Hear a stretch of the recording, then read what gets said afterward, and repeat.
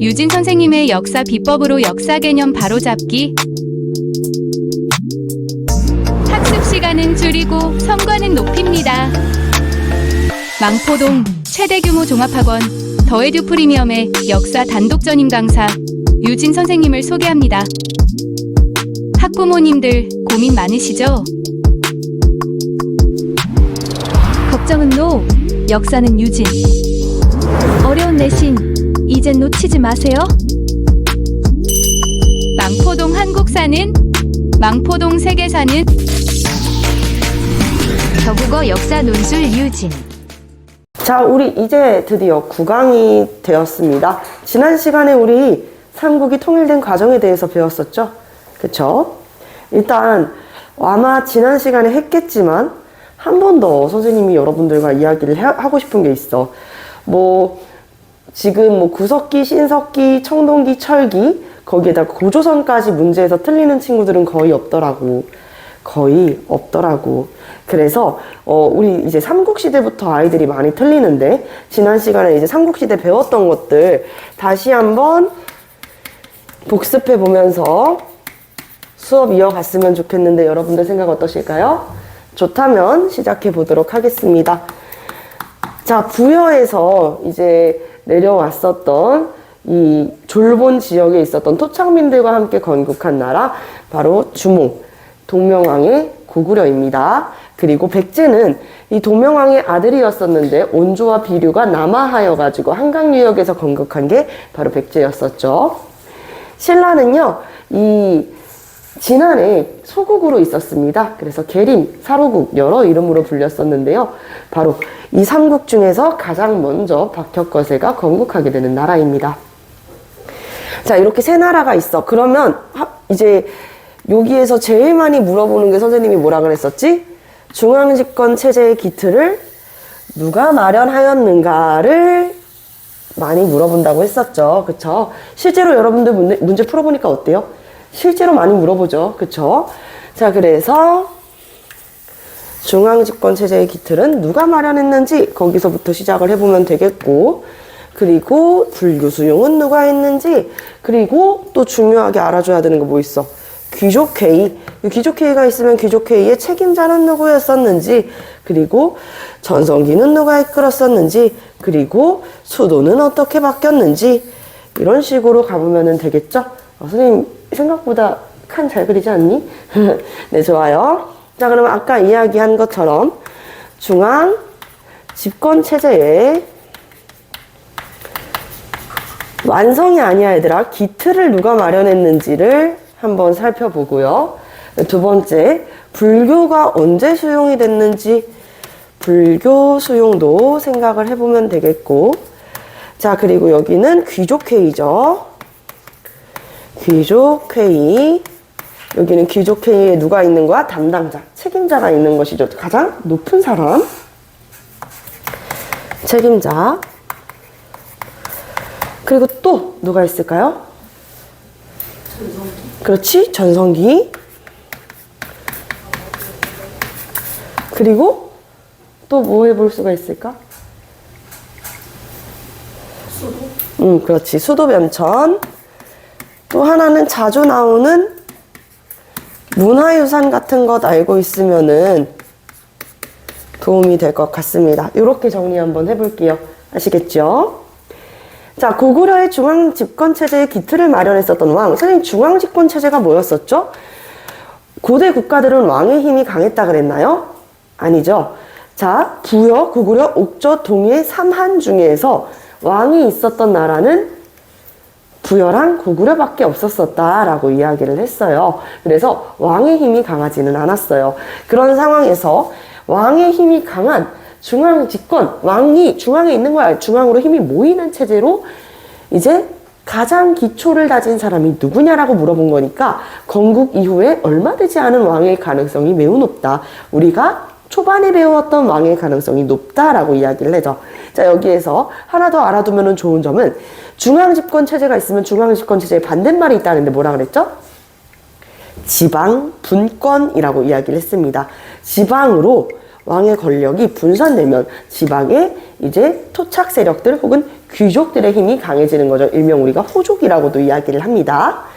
자, 그렇다면 중앙집권 체제의 기틀을 마련했다. 우리가 가장 처음 배웠었던 왕들을 떠올리면 될 것 같아요. 다 태조왕, 백제의 고이왕, 신라의 내모랑까지 해가지고 역시 중앙집권 체제의 기반을 마련한 우리 왕들이 태고네 이렇게 외웠었죠. 그쵸? 선생님이 분명히 영상에서도 얘기했어. 태고 이것만 기억하면 안 된다고. 자, 태조왕,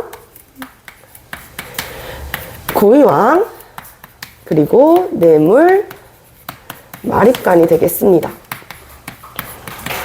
자, 이 마립간에서 우리가 또 하나 알아두면 좋은 점, 내물왕의 업적 중 하나 뭐예요? 마립간이라는 칭호를 처음으로 사용했다. 이전까지는 이사금이라는 칭호 사용했죠. 치아가 많은 사람.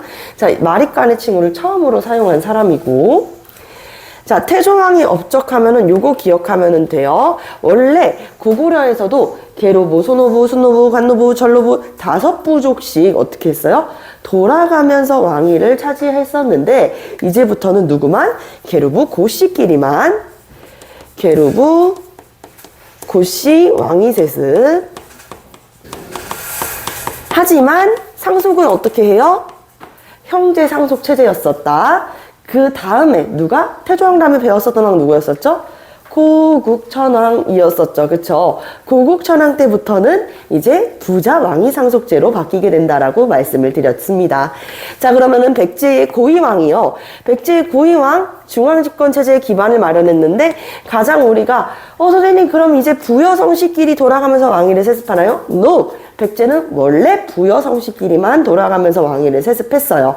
그러면 고이왕 때부터 알아둬야 되는 것은 무엇이냐? 물론 고이왕 때 형제 왕위 상속도 했지만 그것보다 잘 나오는 게 육좌평 16관등제.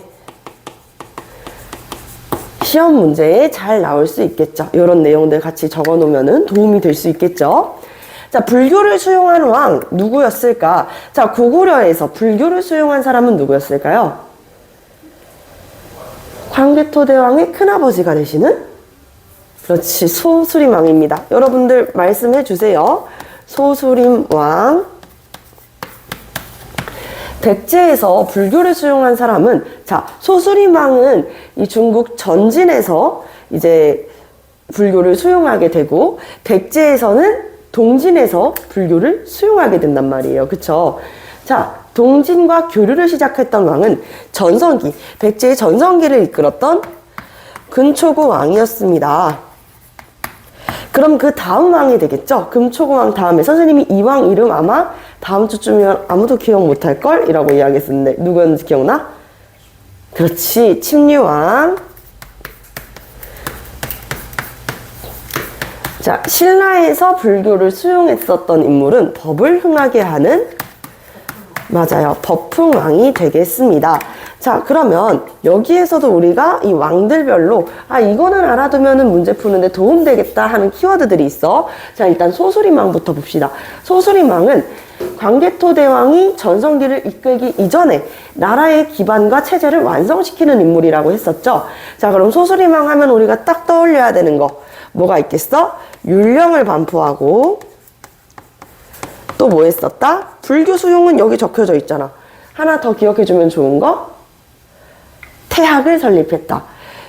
귀족 세력들, 귀족의 자제들을 공부시키는 최고의 교육기관. 어떤 공부를 했다? 유학을 공부했었다. 그래서 태학을 설치했습니다. 침류왕은 패스. 침류왕은 넘어갈게요. 자, 그럼 법흥왕. 법흥왕에서 우리가 이제 시험 문제 나온다 할 만한 것은 뭐가 있을까? 법흥왕은 일단 첫 번째, 법을 흥하게 한다 그랬잖아. 불교를 왜 수용했는지를 생각해 보면은 2차돈이라고 하는 불교를 믿고 있는 이 승려가 자신의 목숨을 바쳐가지고 이 신라의 사람들이 불교를 믿게 하겠다 했잖아. 종교를 위해서 목숨을 다하는 행위를 우리가 두 글자로 순교라고 합니다. 아시겠죠? 순교, 2차돈의 순교로 이제 신라에서도 불교를 믿게 된다라고 볼 수가 있겠고, 법흥왕의 업적으로 우리가 이해를 해볼 만한 것은요. 자, 첫 번째, 금관가야를 경합했다, 멸망시켰다라고 보면은 돼. 금관가야를 멸망시켰다. 자, 그러면 여기랑 이제 조금 이어지는 내용이 있어요. 금관가야가 전기가야연맹을 주도했었는데, 이 전기가야연맹을 주도했었던 금관가야 왜 이빨이 다 빠지게 됐을까? 그 이야기는 우리 뇌물마립간께서 해주실 거야. 뇌물마립간께서 이야기를 하시기를, 아니 계속 왜와 가야가 같이 신라를 침범하게 되니, 사로국을 침범하니 고구려한테 도움을 요청해요. 원래는 백제한테도 도움을 요청하려고 했는데 백제는 누구랑 친해? 왜랑 친하니까 고구려의 도움을 요청한 거지. 그래서 당시 400년에 광개토 대왕께서 신라를 구제해준다, 왜를 격퇴한다 라는 내용이죠. 신라 구제의 내용 뭐예요? 왜를 격퇴해준다. 하얀 색깔 분필 어디다 놨지? 여기 있네요. 자, 왜를 격퇴한다. 그 과정에서 누구의 힘이 다 약해졌었다? 금관가야의 힘이 크게 쇠퇴했다. 요 과정에서 금관가야가 쇠퇴했다. 우리 과제 풀어보면서 알았겠지만 우리 잘못 생각하지 말아야 되는 건 금관가야가 쇠퇴를 한 거지 멸망한 게 아니야.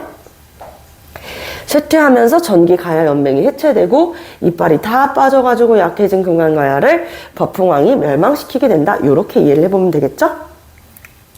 귀족회의 보겠습니다. 고구려의 귀족회의, 귀족계층이었었던 계로부, 수노부, 관노부, 전노부, 소노부의 이 5부족, 5부족 연맹체가 이제는 행정적 5부체제로 개편이 된다라고 이야기를 했었잖아. 그 중에서도 이 귀족회의, 제가회의라는 회의가 있었죠. 그쵸? 제가 발표하겠습니다. 이 제가회의에서 가장 높은 사람 뭐라 그랬죠? 대대로 내려지는, 대대로. 그래서 연개소문이 이 대대로보다 더 높은 직급을 만들기 위해서 대망리지라고 하는 이 계급을 본인 스스로 만든다 그러죠. 여기까지. 사실 이것도 이야기를 해주고 싶은데 왜 선생님 하필 대망리지일까요? 연개소문의 이름이 연씨인 거는 여러분들이 알고 있을 거야. 왜? 연개소문의 아들들이 연남생, 연남산 등 다 뭐예요?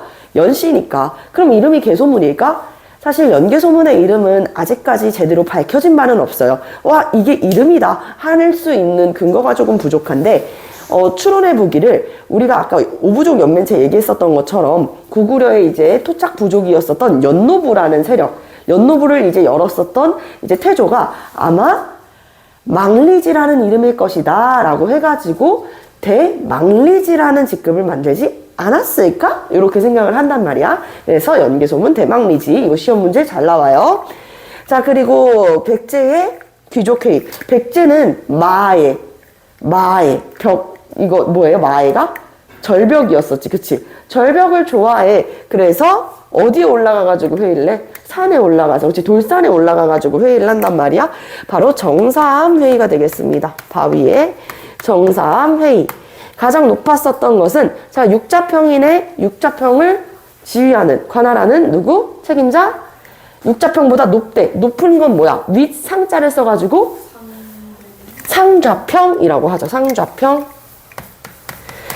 근데 잘 얘기했어. 상대등은 뭐였었지? 신라의 귀족회의인 화백회의. 이게 계속 나올 거야. 우리 통일신라 남았잖아. 그래서 화백회의를 주관했었던 이 귀족 세력들 중에서도, 징월 귀족들 세력들 중에서도 강했었던 누구? 상대등 세력이 있었다라고 볼 수가 있겠죠. 자, 그리고 전성기입니다. 전성기를 이끌었던 사람 누구였느뇨? 고구려의 전성기는 누구였느뇨? 아까 입이 닳도록 얘기했죠? 그쵸? 소수림왕이 이후에 이제 물려주게 되는 이 나라의 기틀이 완성된 상태에서 영토만 넓히면 돼. 그래서 정복 활동을 엄청나게 합니다. 우리가 노래에서도 배우죠. 만주벌판 달려라, 광개토대왕, 그쵸? 광개토대왕.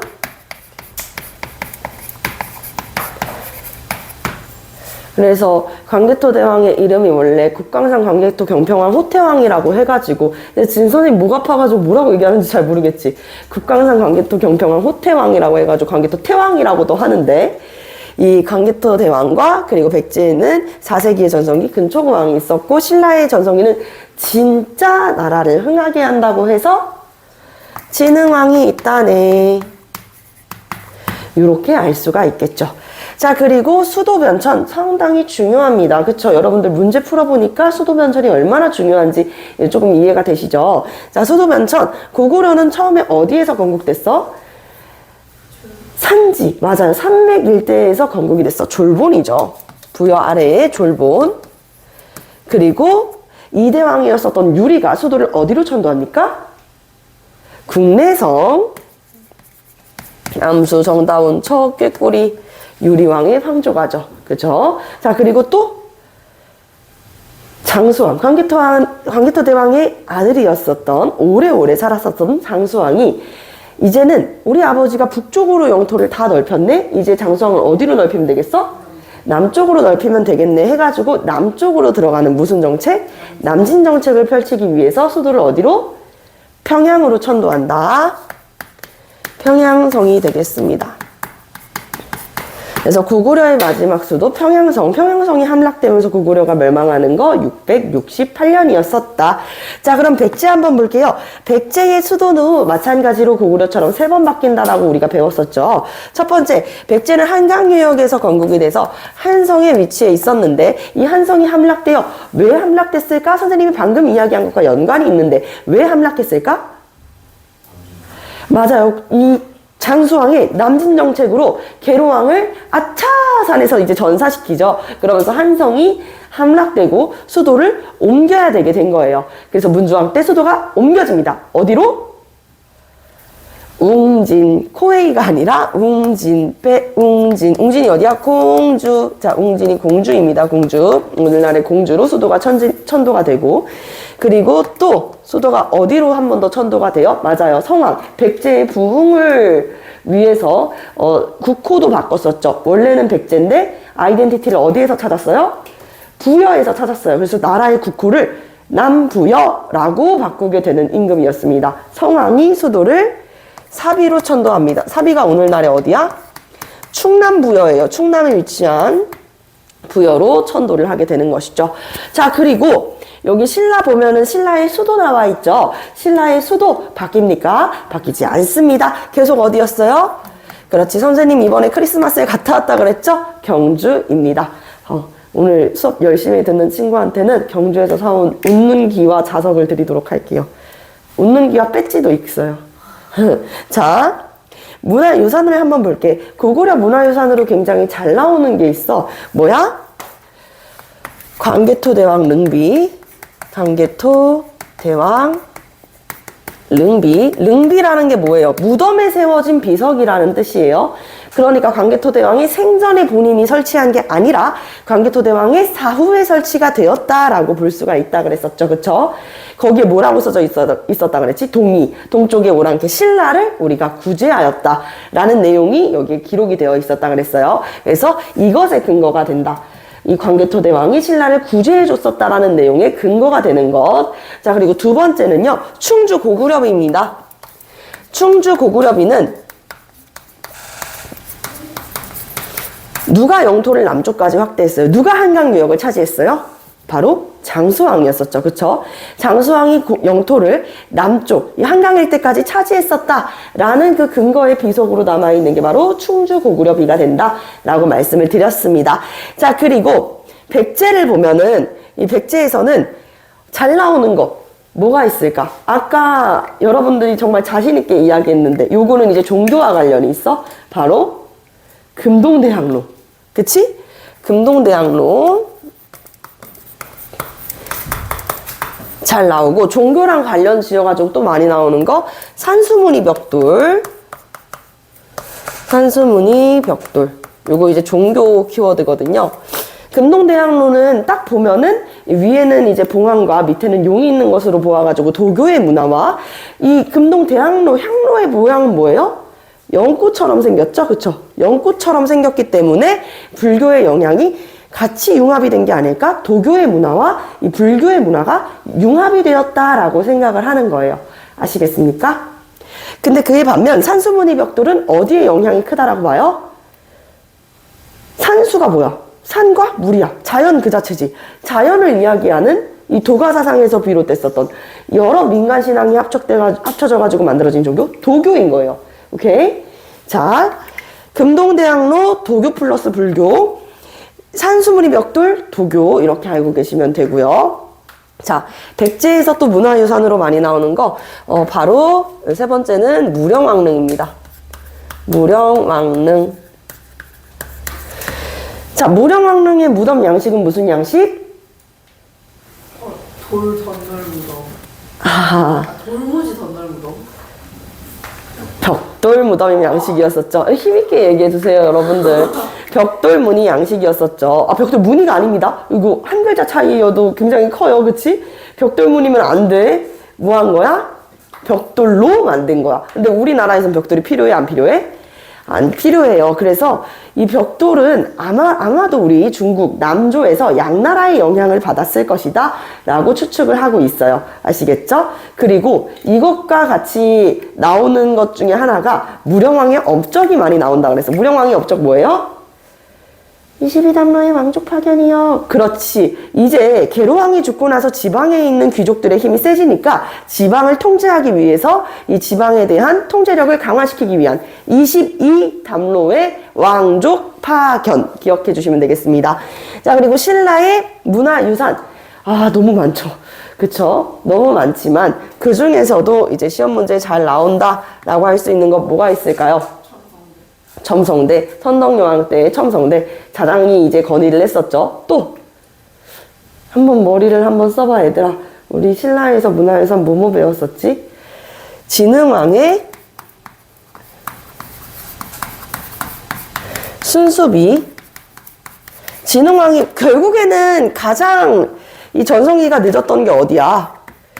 신라잖아, 얘들아. 그치? 6세기 전성기를 이끌었었던 건 진흥왕이었단 말이지. 그래서 한강유역을 차지하고 이제 백제 고구려 영토까지 조금씩 넓혀가면서 우리 왕께서 여기까지 평정하셨노라 라는 의미에서 4개의 비석을 세운다라고 이야기를 했어요. 그치?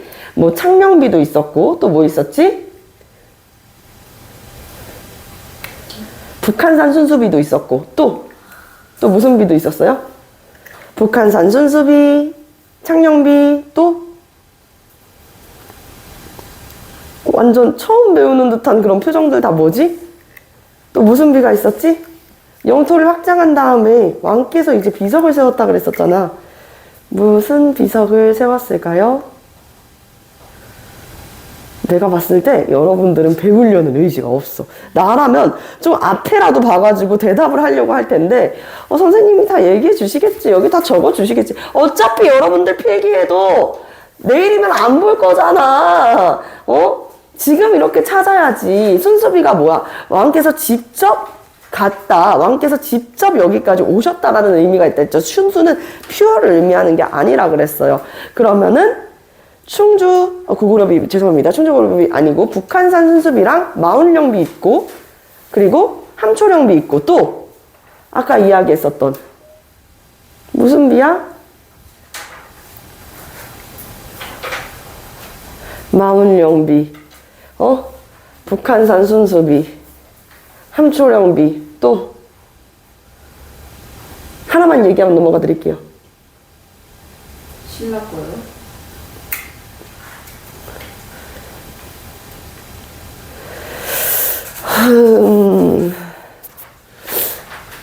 왜 안 찾고 계시죠?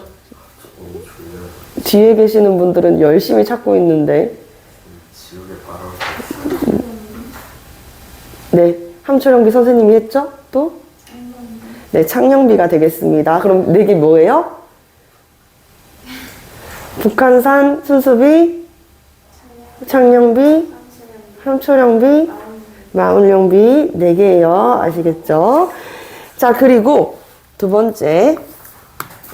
자, 진흥왕 순수비가 있었고 요거 4가지 여러분들 기억해 주시면 되고 두 번째는요. 바로 황룡사야. 지난 시간에도 얘기를 했지만 황룡사는 언제 때 지어져요? 진흥왕 때 지어지고 우리가 알고 있는 황룡사 구축목탑은 언제 지어진다? 선덕여왕 때다. 그 시기 물어보는 문제 충분히 나올 수 있습니다. 자, 여기까지가 이제 지난 시간에 배웠었던 내용입니다. 그쵸? 자, 그리고 바로 이전에, 바로 지난 시간에 수요일 날에 배웠었던 내용으로는 자, 대야성 이 함락대. 대하성 어디에 있던 성이야? 신라와 백제 사이의 국경에 위치했었던 성이야. 어디에서? 신라의 성이었었어. 백제의 마지막 왕이 누구였죠? 백제의 의자왕이 어디를 공격한 거예요?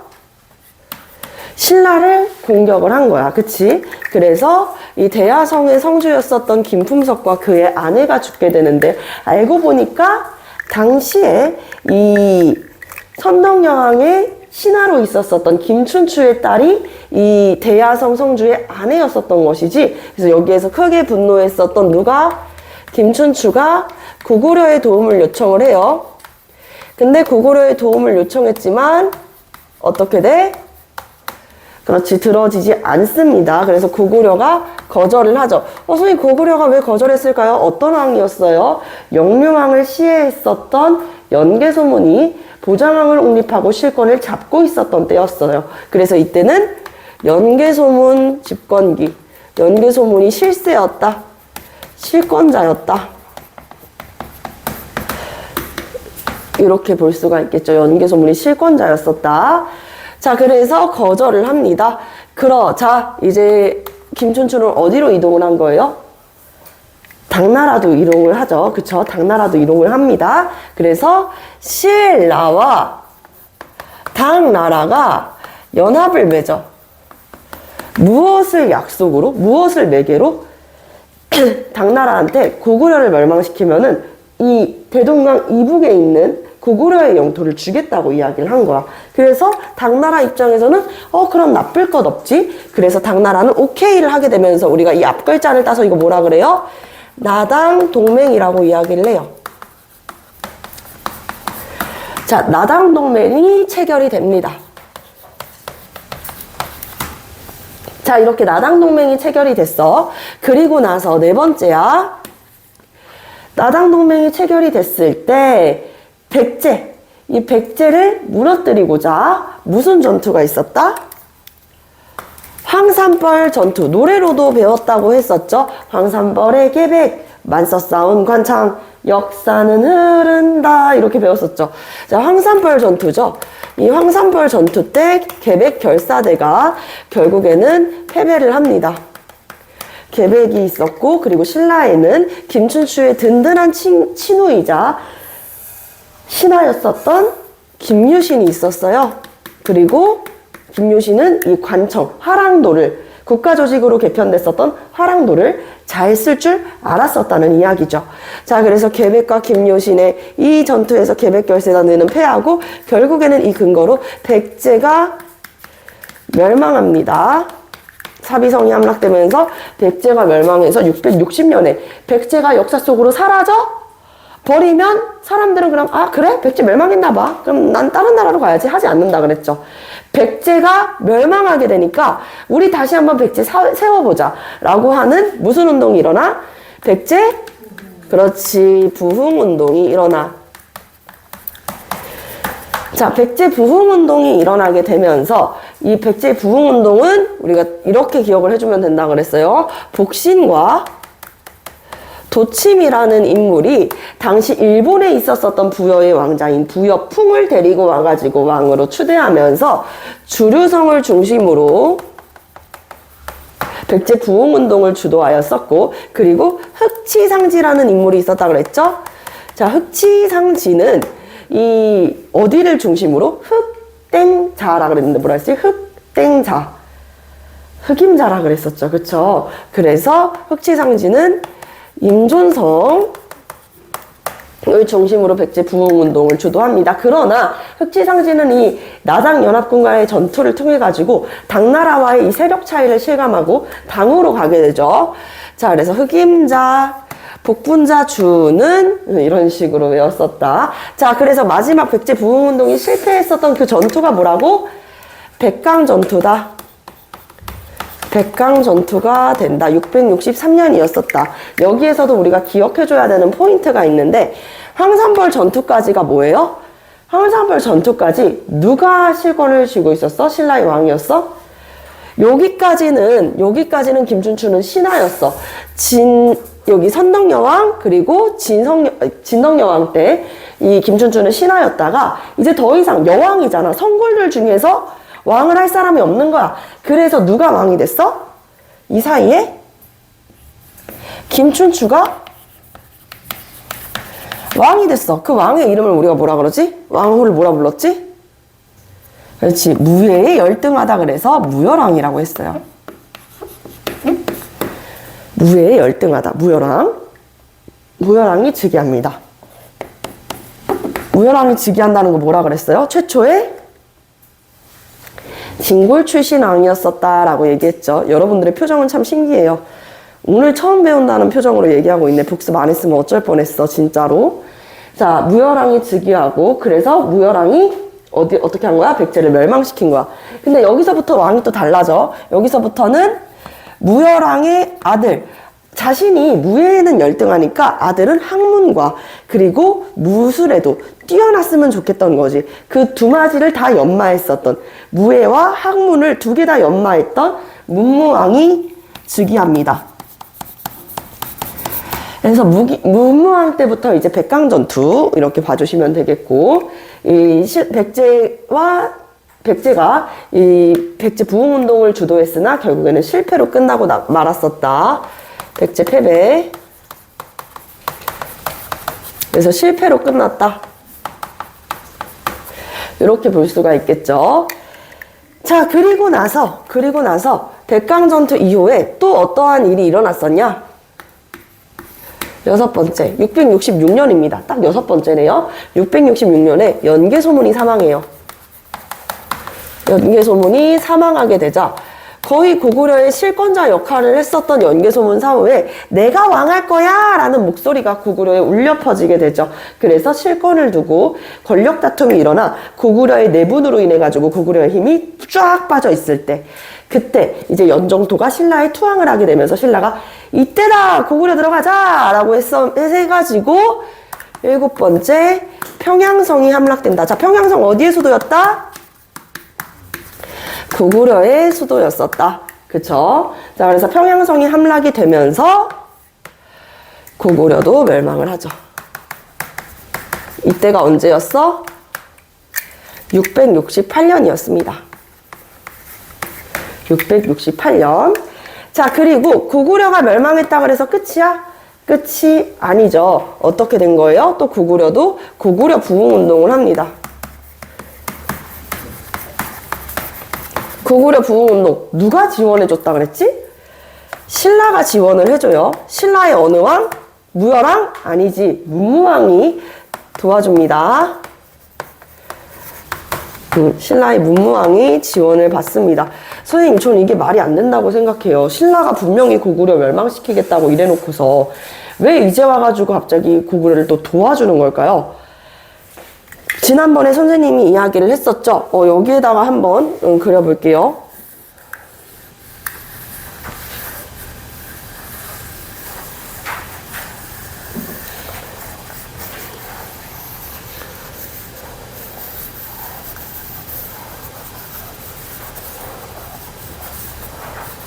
자, 이렇게 우리나라 한반도 지도를 대강 그렸습니다. 네, 대강 그렸습니다. 이렇게 있으면 여기가 이제 중국 당나라고, 여기가 위에가 고구려, 신라, 백제. 백제가 멸망을 했죠. 그쵸? 그럼 이제 여기에는 뭐만 남은 거야? 신라랑 고구려만 남아있는 상황이야. 근데 고구려가 멸망을 했네, 668년에. 그럼 신라의 영토가 대동강 인원까지만 넓어진다고 이렇게 봐도 무슨 문제가 생겨요? 당나라랑 바주 국경을 마주하게 되면은 당과 싸울 수 있는, 계속 대립하게 될 거 아니야? 당나라 사이에 있는 완충제 역할을 해줄 수 있는 나라가 없는 거야. 그래서 고구려 부흥운동을 주도하게 됩니다. 자, 고구려 부흥운동은 고현무, 또 누구 있었지? 고현무, 건모잠, 또 안승. 좋아요. 요거 지울게요. 이제 젖은 지우개네.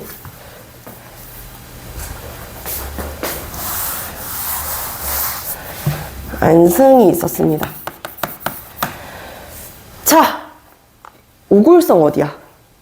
오골성 누구야? 고현무. 건모잠은 한성, 안승 금마저. 이 중에서 신라 문무왕이 지원했었던 데 어디야? 안승을 지원을 해가지고 보덕궁 왕으로 추대를 해줘요. 보덕궁의 왕으로 추대를 해주었었다. 이렇게까지 이야기를 했었죠. 그쵸? 다 기억나실 겁니다. 자, 그래서 고구려 부흥운동 그러나 실패로 돌아가게 됐다. 자, 여기까지 끊고 보면은 그래서 당나라랑 이후에는 신라가 전쟁을 하잖아. 그 이유, 근거가 되는 것 중에 하나인데 당나라가 한반도 전역을 차지하기 위한 야욕을 드러냈기 때문이래. 보면은 백제 멸망했죠. 백제 멸망한 다음에 뭐 세웠어? 웅진, 코에이, 도독부죠. 웅진, 도독부를 설치하고 백강정투 요 사이 때도 뭘 설치하냐? 당나라에서 신라를 하나의 나라가 아니라 계림대 도독부라 그래서 하나의 지역, 당나라에 속한 지역처럼 생각을 해. 그래서 문무왕을 계림의 관할자, 대도독으로 임명을 한단 말이야. 그래서 계림대 도독부, 계림대 도독부. 자, 그리고 평양성이 함락되고 나서는 여기까지 평정했노라. 뭐예요? 안동, 헷갈리지 마, 도독부 아니야? 도호부를 설치하게 된다. 그래서 이거 봐라. 아무래도 지금 한반도 전역을 다 먹으려고 하고 있네? 라는 생각이 드니까 신라랑 당나라랑 어떻게 한 거야? 전쟁을 한 거죠. 꽤 길었습니다만 이 전쟁에서 675년에 매소성 전투 에서 우리가 가볍게 승리를 하게 되고 기벌포 해전에서도 승리를 하게 되면서 우리가 삼국이 어떻게 된다? 통일이 된다라고 말씀을 드리고 있습니다. 그쵸? 그래서 삼국이 통일이 된다. 676년의 일이었습니다. 선생님 근데 이런 한국사 연도 되게 다 어떻게 외우시는 거예요? 어렵지 않아요. 보세요. 항산벌 전투 660년에 8 더해보세요. 여기 수학할 줄 아는 친구들 없어요? 네, 668이죠? 그럼 평양성이 함락됩니다. 여기서 8을 더 더해보세요. 그러면 676년에 삼국이 통일됩니다. 어렵지 않죠? 그쵸? 자, 요렇게 이해를 해볼 수가 있고, 이렇게 해서 고구려와 백제, 신라가 다 통일이 되지만 대동강 이남 지역만 차지를 했다라고 하는 반쪽짜리 통일에 불과했다라는 평을 받는다라고까지 말씀을 드렸습니다. 그죠? 자, 그러면 오늘 우리가 배울 정규 진도로 같이 한번 넘어가 볼 건데요. 여기에서 요 밑에서 한번 조금 나가 볼 거거든요. 어렵지 않습니다. 중앙제도 옆에서 할 거예요. 자, 한번 시작을 해보도록 할게. 우리 일단은 왕들 하면은 아까 법흥왕 했고 법흥왕 다음에 누구였어요? 진흥왕이었었죠. 그쵸? 진흥왕 다음이야. 너무 멀리서 했다. 진흥왕 다음에 진지왕이 있었고 진평왕이 있었어. 교과서에 나올까? 정답은 아니야. 교과서에 나오지는 않아요. 그 다음에 더 이상 성골 출신에 뭐가 없어? 남자 임금이 없어. 남자 인재가 없는 거야. 그래서 선덕 여왕을 왕으로 추대합니다. 우리나라 역사에서 여왕이 존재했었던 곳은 단 3번뿐이에요. 그 모두가 다 신라였습니다. 아시겠죠?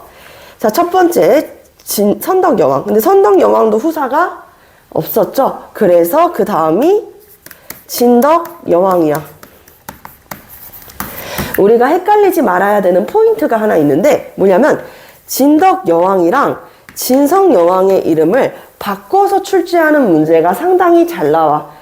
진성 여왕은 뭐예요? 아까 이야기했죠. 우리 역사에서 이 여왕이 왕이었었던 적은 딱 3번이라고. 선덕, 진덕, 진성 딱 3번이에요. 그래서 진성과 헷갈릴 수가 있어. 진성 여왕은 통일신라 때 여왕이야. 통일신라 때. 선생님은 이렇게 기억을 했었어. 선덕여왕, 선한 덕행을 실천하는 여왕. 진덕여왕, 진짜 덕망이 높은 여왕. 진성여왕은 진짜 성격이 안 좋은 여왕. 마치 선생님 같죠? 하하. 그쵸? 자, 진성여왕은 통일신라 하대에 통일신라가 망국으로 치달았을 때 시기의 여왕이란 말이에요. 여러 번의 농민봉기와 반란이 일어났습니다. 이때 심지어는 이 여러분들이 알고 있는 후백제를 열게 되는 견훤과 후고구려의 궁예가 여러 나라를 만들면서 세력을 넓혀가던 시기야. 그래서 이 인물들의 이름을 헷갈리면 안 돼. 선생님들이 생각보다 이 문제에 되게 예민해요. 아시겠죠? 나 같아도 예민하겠어? 알겠죠? 말씀을 드렸습니다. 내가 되게 아쉬운 게 뭐냐면 역사는 그냥 가만히 앉아서 듣기만 해도 머리로 이해만 해도 문제를 풀 수가 있다 얘들아. 수학처럼 여러분들이 직접 푸는 게 아니고 국어처럼 내가 문법을 하나하나 설명을 해가지고 여러분들이 달달달달 외워야 되는 게 아니고 문학 작품처럼 감각이 필요한 것도 아니고 과학처럼 여러분들이 머리를 떼굴떼굴 굴려야 되는 과목이 아니란 말이야. 근데 역사 점수가 낮다? 난 장담컨대 그 친구는 공부하는 방법이 뭔가 잘못되어 있는 친구라고 이야기를 할 수가 있어요. 왜? 이 정도 앉아가지고 이 정도 집중력이 안 된다? 고등학교 가서 무슨 공부할 건데? 그쵸? 졸리면 정신을 차려요. 내가 수업을 못 해가지고 당신들이 졸린 게 아니잖아. 알겠죠? 난 여기에서 수많은 친구들이 다 보여. 아까 10명의 친구들을 다 수업했을 때 10명의 친구들이 다 졸잖아? 그럼 내가 수업을 잘못하고 있는 게 맞다? 근데 한두 명의 친구들이 졸아. 그럼 본인이 잘못하고 있다는 생각해야 돼요. 아시겠죠? 자, 진지왕, 진평왕, 선덕여왕, 진덕여왕부터는 성골이 끊긴다 그랬어. 성골의 피가 끊겨요. 그리고 나서 이제 최초의 진골 출신 왕이 왕위에 오르게 된다. 자, 요거 이제 내가 봤을 때 여러분들 눈치껏 쓱 쓰신 것 같아. 자, 그러면 진덕여왕 이후에 어떤 사람이 왕이 됐는지는 우리가 여기에다가 써놨잖아요. 그쵸? 자, 그래서 무열왕입니다. 태종 무열왕이라고 하죠. 드라마도 굉장히 이제 흥행을 했었죠. 무열왕, 우리가 알고 있는 바로 이 선덕여왕 때부터의 굉장히 똑똑하고 언변이 뛰어났었던 신하 김춘추가 되겠습니다. 김춘추의 업적 뭐예요? 삼국을 통일했나요? 를 물어보는 문제 굉장히 잘 나온다는 거야. 정신 차려야겠지? 삼국 통일했다고 고개 끄덕거릴 뻔했죠? 아니에요. 자, 김춘추의 업적은 첫 번째, 나당 동맹을 체결하고 그에 대한 업적으로 왕이 오르게 된 거야. 그럼 이 이름에다가 우리가 별표를 한번 쳐줘야겠지? 별표를 친 다음에 우리가 뭐라고 써볼 수가 있어요? 최초의 무슨 출신 왕? 그렇지. 진골 출신 왕이 됩니다. 최초의 진골 출신 왕이 된다. 그래서 이때부터는 진골 세력들이 왕위에 오르게 된다. 자, 나당 동맹 두 번째 체결을 시켰고 어디 멸망시켰어? 무열왕 때. 이런 거야. 지금 칠판에 정답이 나와 있고 방금 10분 전에 내가 얘기를 했는데 내가 지금 무슨 말을 하는지를 모르겠다면 공부를 잘못하고 있는 거라고. 어딘가 지금 정신이 딴 데 가 있다고. 집에 지금 이불 들춰보면 거기에 정신이 들어있다고. 거기 놓고 왔어. 집중합시다. 아시겠죠? 자, 김춘추가 한 업적 뭐예요? 백제를 어떻게 했어? 멸망시켰죠. 그래서 백제 멸망.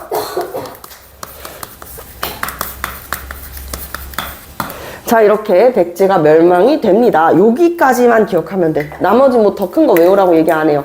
요건 우리가 이미 다 배운 내용이잖아. 거의 뭐 복습 수준이야, 얘들아. 자, 그 다음에는 학문과 무술 모두 겸비한, 문무를 겸비한 문무왕이 즉위하게 되죠. 문무왕 언제 때? 자, 백강전투 바로 백제의 부흥운동 때부터 즉위하게 된다라고 이야기를 했었어. 자, 그러면 문무왕의 업적으로는 우리가 1번 고구려 멸망 들어가 줘야겠죠? 고구려 멸망. 시험 문제 잘 나와 라고 이야기해줬던 그 부분이 뭐예요? 삼국 통일은 언제 된다? 문무왕 때 된다. 나 이거 갖다가 우리 아빠랑도 싸워본 적 있어. 우리 아버지도 이악 물고 아니 삼국이 통일된 건 말이야. 김춘추가 한 거야. 그건 김춘추가 이렇게 얘기하니까. 그러니까 아빠 역사에서는 삼국 통일이 되었을 때 당시의 왕이 누군지를 묻고 있잖아. 근데 고구려가 멸망한 다음에 삼국이 통일되는 거잖아. 그럼 누가 통일한 거겠어? 김춘추가 아니라 아들이라니까. 아니야. 김춘추 아니었으면 통일 못했어. 막 이러신단 말이야. 우리 아버지 목소리 약간 정치인이랑 비슷한 목소리가 나왔는데 어쨌든 이렇게 생각을 해볼 수가 있죠. 자, 그래서 삼국이 통일된다. 삼국 통일이 이루어지는 시기, 이 문무왕 때 시기로 볼 수가 있겠습니다. 선생님이 이번에 경주 갔다 왔을 때 문무왕릉을 들렸다 왔거든. 문무왕릉 되게 막 거대한 무덤이 있을 것 같잖아. 돌무지 덧널 무덤이. 신라의 대표적인 무덤 양식이 뭐라 그랬지?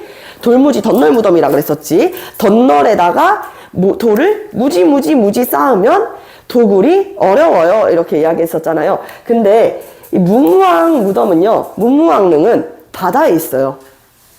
바다에 위치한 섬입니다. 궁금한 친구들이 있을 수 있으니 선생님이 이 문무왕릉을 우리 단톡방에다가 한번 보여줄게. 섬이 이렇게 있는데 다들 이른 아침부터 나와가지고 경주 주민들께서 다 그쪽을 향해가지고 새우깡이랑 사이다 올려놓고 절하고 계시더라고. 이제 새해 소원 막 이렇게 빌고 있다고 그러시더라고. 근데 선생님은 소원을 빌진 않았습니다. 이미 이 문무왕께서는 삼국을 지키는, 동해바다를 지키는 용을 자처해가지고 이 바다에 계시는 거기 때문에 뭔가 그 짐을 더 안겨드리기가 좀 죄송스러운 거야. 왜 문무왕께서 그렇게 동해 바다에 있는 가장 끝 남단에 이제 끝 동단에 이렇게 위치한 곳에 무덤을 두었냐면, 외세의 침입은 누가 막겠다? 문무왕께서 막겠다. 경주에 위치한 이 문무왕은 가장 이제 동해 바다 끝쪽에서 내가 다른 나라의 침입을 막을 테니 나의 아들아, 너는 뭐에만 집중해라. 첫 번째, 자, 이제부터 진골이 왕이 되기 시작했어. 성골의 수가 많아, 진골의 수가 많아? 진골의 수가 많지. 우리나라에서 가장 많은 성씨가 두 번째가 누군지 알아요? 그렇지, 전주희 씨야. 전주희 씨 누구였어? 조선왕조였잖아. 그 사람들 다 왕족이었어? 아니란 말이야. 같은 성씨를 가지고 있는 사람들인데 전주희 씨는 엄청 많았어. 그 중에서 왕족이 될 수 있었던 전주희 씨는 한정이 되어 있었던 거야. 그치? 부자지간으로 혹은 형제지간으로 이렇게 얽혀 있었었죠. 마찬가지야. 김씨 엄청 많았어. 김씨가 엄청 많았는데 이 진골들이었기 때문에 왕이 못 올랐던 진골들이 많았단 말이야. 그러니까 이 진골들이 무열왕이 왕이 오르고 문무왕이 왕이 오를 때까지는 가만히 있어요. 왜? 전쟁 중이잖아. 전쟁을 할 때까지는 목소리를 못 내. 야, 너가 뭔데 왕이야 라고 하기에는 지금 진짜 나라의 미래가 달린 전쟁을 하고 있으니까 지금은 쉿. 그럼 이 전쟁이 끝나고 삼국이 통일됐을 때 그때 이제 에템 하고 드러나는 게 누구야? 진골들인 거야. 그래서 내 아들아, 두 가지만 잘해다오. 첫 번째, 왕위를 빼앗기지 말아야 되는 거야. 왕권 강화 해야겠죠? 두 번째는 뭘까? 고구려, 백제, 신라민들이 같이 융합될 수 있을까? 우리 승우가 고구려 사람이고, 그리고 예를 들어서 예언이가 백제 사람이면은 신라 때문에 멸망했어. 신라에 병합되는 게 좋아요? 당연히 싫겠죠. 그치? 왜? 나의 모국을 멸망시켰는데 좋을 리가 없잖아. 좋을 리가 만무하잖아. 그래서 고구려 사람이랑 신라 사람이 잘 융합이 되지를 못했어. 그래서 어떻게 하면은 우리 백성들이 다 함께 융화될 수 있을까를 굉장히 많이 고민했다는 거야. 이 두 가지. 민족 문화 통합. 자, 그래서 이 문무왕께서 내 아들아, 제발 후위를 잘 부탁한다. 이 아들은요, 새로운 학문을 연다 신문왕이 되겠습니다. 신문왕, 뉴스페이퍼 아니고요. 아시겠죠? 새로운 학문을 열게 되는 신문왕. 선생님이 여기서부터는 조금 더 옆쪽으로 가가지고 영상을 찍도록 할게요. 야.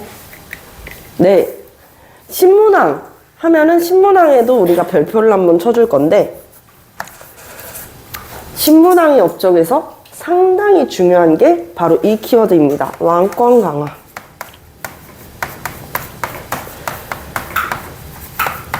왕권 강화라는 키워드가 매우 중요해요. 그냥 왕권을 강화하는 것도 아니고 상당히 강력하게 왕권을 강화하는 인물입니다. 어떻게 강화를 했냐면, 여러분들 놀랄 수 있는데 자신의 장인어른을 죽여요. 왜요? 장인어른이라고 하면 누구야? 본인의 아버지. 아니지. 아내의 아버지를 장인이라 그러잖아. 그치? 장인, 장모. 이렇게 얘기하잖아. 그쵸? 장인어른, 장모님. 이때는 이제 왕족들끼리 대부분 정략 결혼이죠. 연애 결혼이 아니란 말이야. 그치? 정략 결혼으로 결혼을 했는데 그 아버지도 역시 김씨였었지. 응? 그래서 힘이 강력한 김씨 누구였냐? 김훈돌이라는 사람이야. 사람들한테 인기도 많고 이제 조금 세력 있는 진골귀족이어서 이 김훈돌이 뭘 하려고 한다? 정변을 일으켜가지고 왕권을 찬탈한다고 하는 명목하에 이 김훈돌을 숙청합니다. 자신의 장인 어른을. 뭐 하는 거예요? 본보기를 보여주는 거죠. 나는 내 장인도 죽일 수 있어.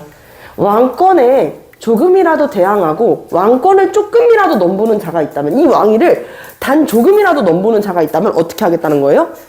그래, 나는 내 장인도 죽였으니까 난 다 죽일 수 있어 라는 걸 보여주는 거야, 얘들아. 무섭죠? 김훈돌만 죽였을까? 굉장히 김훈돌만 죽었을 거라고 생각하는 거는 굉장히 이제 순수한 생각이죠, 그죠? 김훈돌만 죽인 게 아닙니다. 김훈돌을 비롯한 진골 세력을 대거 숙청합니다. 김훈돌을 비롯해 진골 귀족을 대거 숙청을 해 나갑니다. 이렇게 이해를 해볼 수가 있겠습니다. 자, 이렇게 김훈돌의 난으로 왕권을 넘보지 못하게 딱 잡아놨잖아. 그리고 두 번째는 뭐 하냐면요. 요거 시험 문제에 상당 잘 나와요. 잘 들으세요. 노급이라는 것을 폐지하고, 그리고 이 노급은 관리들한테 지급하는 이제 일종의 월급 같은 거야, 아니라 월급 폐지하고 무엇을 준다? 관료전이라는 걸 준다. 무슨 내용이냐? 노급은 있잖아. 이 나라의 녹을 먹고 사는 놈 들어봤어요? 최근에 이제 뉴스에 저기 김제 시의원 사건이랑 여러 가지 뭐 시의원 사건들이 뉴스에서 좀 보이죠? 나라의 녹을 먹고 사는 사람들이 절대 저질러서는 안 되는 굉장한 이제 중범죄를 저지르는 것에 대한 뉴스가 나오고 있는데, 항상 뉴스 앵커들이 이런 이야기를 합니다. 나라의 녹을 드시는 분이 어찌 이런 일을 저지르십니까? 뭐예요? 나랏돈 먹는다는 거야, 한마디로. 그치? 녹이라는 건 그거예요. 관직에 올라가 있어가지고 나랏돈을 받는다라고 보는데, 이 노급이라는 건 조세를 징수할 수 있고, 토지에 대한 세금을 징수할 수 있는 조세제도와, 그리고 노동력을 징발할 수 있는 권한이었어. 예를 들어 이거야. 자, 유진, 유가, 진씨, 당신 고구려에서 왔지? 저기 세금 내! 라고 이야기를 하는 거야. 나한테 세금 얼마 낼까요? 그러니까 2천만 원 내래. 내 통장에 2천만 원이 없어요. 그럼 어떻게? 못 가져가잖아. 어떻게 가져갈 건데? 뭐 대출 받아요? 사나머니 리드코플 대출 받을 거 아니잖아. 그쵸? 그럼 어떻게 해요? 저는 돈이 없어요. 그럼 어떻게 해요? 노동력으로라도 떼와야 되는 거야. 말 그대로. 우리가 몸빵한다는 표현 쓰잖아. 그치? 몸으로라도 떼우는 거야. 뭐 하겠어? 대부분은. 농사 짓겠지. 그치? 너무 많이 생각할 수가 있는데, 여기에서 이야기하는 노동력은 마음대로 쓸 수 있는 거야. 개인의 노예처럼. 그럼 주로 어떻게 쓸 것 같아? 군대를 만드는 데 쓸 수도 있지. 그러면 이 관리들 다 대부분 육두품이거나 아니면 이제 진골 세력들일 거 아니에요. 진골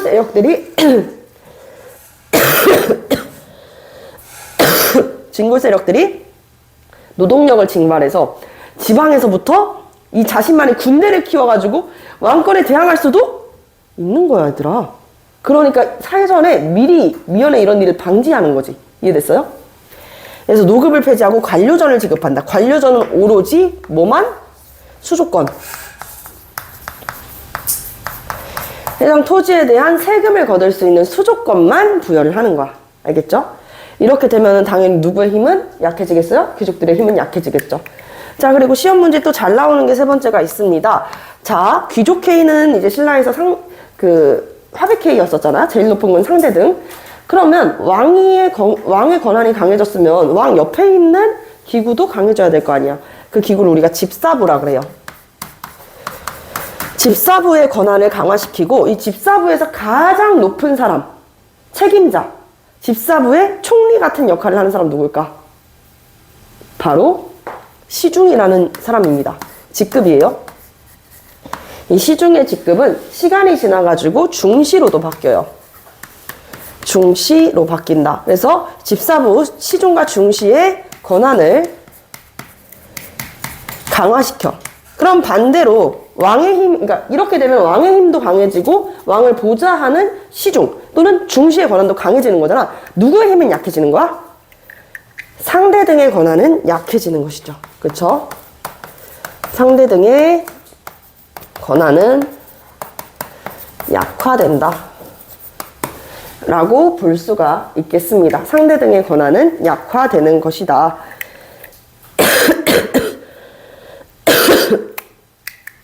자, 그리고 여기서 또 교육에 대한 이야기를 좀 할 건데, 유학을 장려해요.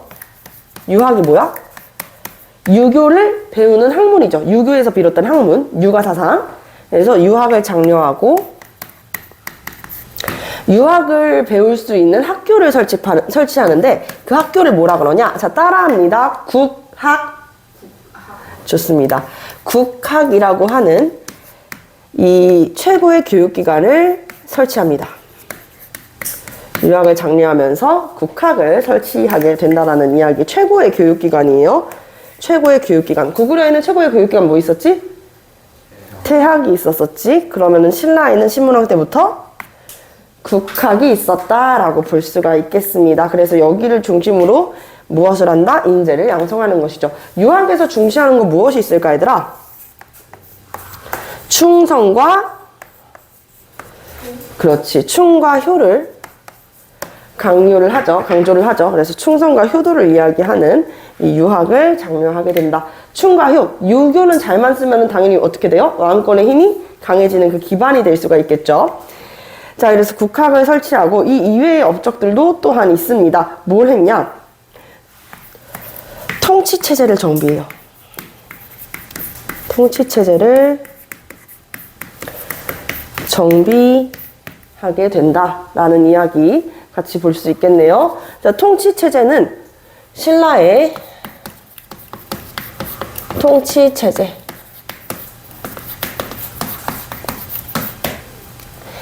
수도와 가까운 중앙 통치제도가 있고, 중앙이 있고, 지방 통치제도가 있어. 이렇게 나누어가지고 볼 수도 있지. 그리고 뭐가 있어요? 마지막에는 군사. 이런 것들 중요하다고 할 수가 있겠죠. 그 외에 이제 플러스 알파가 또 있는 것이죠. 중요한 건 뭐냐면 우리 역사 배울 때 이렇게 배워야 된다고 이야기를 하잖아. 역사에서 이 세 가지만 알면은 역사에 통달할 수 있다. 인사, 인물, 사건, 제도. 그럼 우리는 지금까지 뭘 위주로 계속 배웠어? 인물과 사건 위주로 계속 배웠었어. 그리고 인물과 사건이 제일 재밌어. 그쵸? 그런데 실제로 시험 문제에서 많이 출제가 되고 여러분들이 어려워하는 건 제도야. 제도는 사실 암기의 영역이 있죠. 그쵸? 지금부터는 제도에 대한 이야기를 해볼 것입니다. 자, 그래서 중앙제도 어떻게 이제 배치가 됐냐? 13부라 그래가지고, 중앙제도 13부라 그래가지고 10개의 이 지방 관청을 두게 되었습니다. 아시겠죠? 지방마다 관청을 두었었다.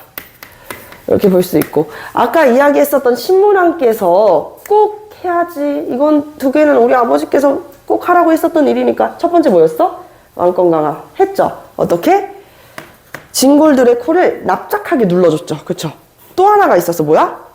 고구려 백제 신라민들을 융합하려고 했었잖아. 그쵸? 고구려 백제 신라민들을 융합하기 위해서 어떻게 해야 되지? 이건 지방제도인데 구주 오소경이라고 하는 체제를 완성을 시킵니다. 이 구주는 전국을 구주로 나누는데 어떻게 나누냐? 옛 고구려 영토에다가 3주, 백제의 영토에다가 3주, 또 신라의 영토에다가 3주씩 배치를 시키는 거지. 이해되셨을까요? 자, 이렇게 3주씩 배치를 시키면 총 합치면 뭐예요? 구주가 된다. 근데 여기에서 중요한 거는 국경지가 있을 거 아니야. 국경지. 요쪽 대동강 이 부분으로 넘어가면은 국경지가 있겠죠? 나라의 이제 경계선. 국경지대는 우리가 이름을 기억해 줘야 돼요. 한주라고 하는 국경지대가 있었어. 하나의 주, 한주. 여기는 국경지대야, 얘들아. 국경지대는 안전해 아니면 조금 안전하진 않아? 안전하지 않아. 언제 어떤 일이 생길지 모르는 거야. 국경이니까. 자, 오소경은요, 한자 그대로 5개의 작은 경자죠. 수도라는 뜻이야. 우리 지금 살고 있는데 경기잖아, 얘들아. 서울 근처를 둘러싸고 있다 그래가지고 경기라고 부르는 거야. 강원도는 왜 강원도야? 강릉, 원주가 가장 크기 때문에 강원도라고 부르고, 그리고 충청도는 왜 충청도야? 충주, 청주가 가장 크니까 충청도라고 하고, 경상도는 경주, 상주가 가장 크니까 경상도라고 부르는 거지. 그치? 근데 왜 경기도만 경기일까? 우리 경기도에서 제일 크고 인구가 많은 곳 어딜까? 수원 아니에요, 선생님? 그러면은 경수 아니에요, 경수? 경이 무슨 뜻이지? 막 이러는 친구들도 있겠지. 경기는 수도를 감싸고 있다라는 것을 의미해. 그러면 기자를 제외한 경자는 수도를 나타낸다. 5개의 작은 수도야. 이걸 왜 배치했는지가 시험 문제 1타. 왜 배치를 했느냐? 자, 쌤이 대충 한반도 지도를 이렇게 그리면 너무 대충 그렸다. 아무리 대충 그려도 말이야. 자, 조금 이쪽에다가 풀 그려볼게요.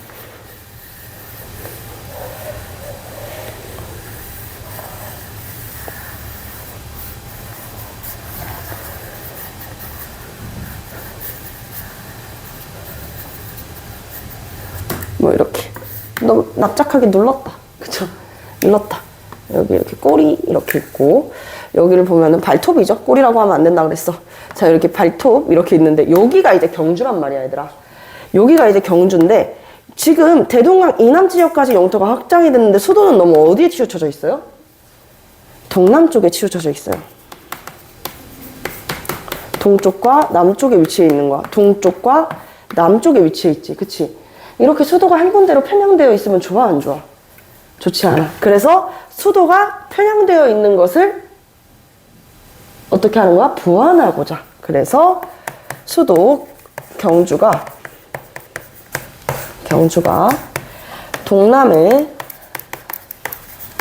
치우쳐져 있어서 치우쳐져 있는 것을 보완하고자 설치를 했다라고 볼 수가 있는 것입니다. 아시겠죠? 자, 이렇게 이야기를 했고, 구주호소경 이야기했고, 또 우리가 봐야 되는 거 군사제도 하나 있겠네요. 군사제도도 마찬가지로 중앙군이 있고 지방군이 있어, 얘들아. 중앙을 어디를 수호하는 사람이야? 수도 근처죠. 그쵸? 수도와 중심, 왕과 가까운 데를 수호하는 사람을 중앙군이라고 하고, 와, 다행이다. 안 깨졌다. 와, 진기명기였다. 자, 중앙군. 잠이 확 깨시죠? 나는 소름 돋았어, 지금. 이것까지 깨지면, 깨먹은 분필만. 자, 중앙군은 이제 구서당이라고 하는 중앙군이 있었어, 얘들아. 지방군은 얘들아, 각 주마다 한정씩 배치를 했어. 하나씩 배치를 했다. 한정씩 배치를 했다. 전국을 몇 주로 나눴어? 9주. 네, 9주로 나눴잖아. 그러면은 9정이 돼야 되는데, 지금 교재 보니까 10정이라고 나와 있는데, 왜 10정이야? 국경지대인 한 주에만 2정을 배치한 거야. 2정을 배치했다. 그러면은 8 더하기 2. 뭐예요? 10. 이거 어려운 친구 없죠? 그럼 구서당 10정이라고 하는 군사제도가 있었다. 플러스 알파로 기억을 해주면 좋겠는 거, 신라 촌락문서. 그리고 두 번째는 이제 육두품. 그리고 세 번째는 요것도 기억을 꼭 해줬으면 좋겠는데, 상수리제도.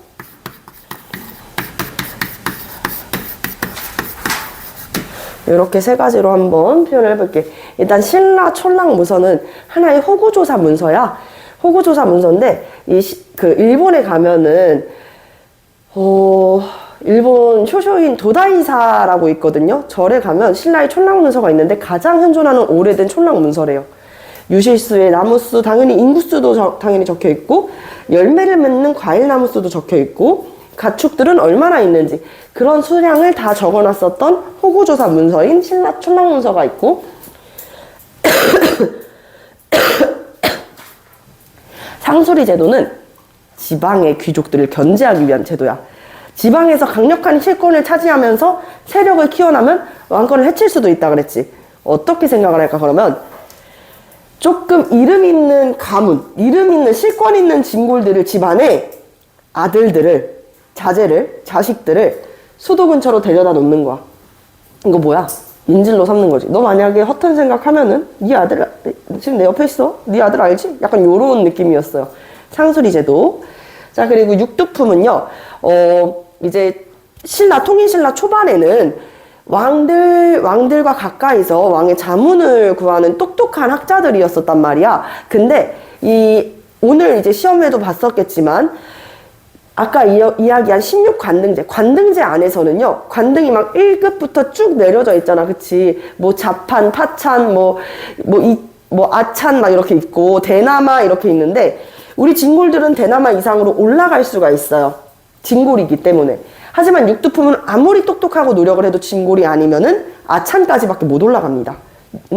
그런 것들을 기억을 해주시면 된다. 육두품이 초반에는 이 진골 그 왕들 옆에서 자문을 하는 역할로 공존을 했었는데 신라가 망국으로 치달으면서 어느 여왕 이후? 진성 여왕 이후에 망국으로 치닫게 되면서부터는 이제 이 왕은 안 되겠다 이거 내가 도와줘서 될 게 아니야 하면서 슬슬 발을 빼가지고 지방에서 세력을 키운 지방 호족들과 결탁을 하게 된다 라고 이해를 해볼 수가 있겠습니다. 자, 우리 뒤에 있는 10개의 문제 같이 한번 풀어보도록 하겠습니다.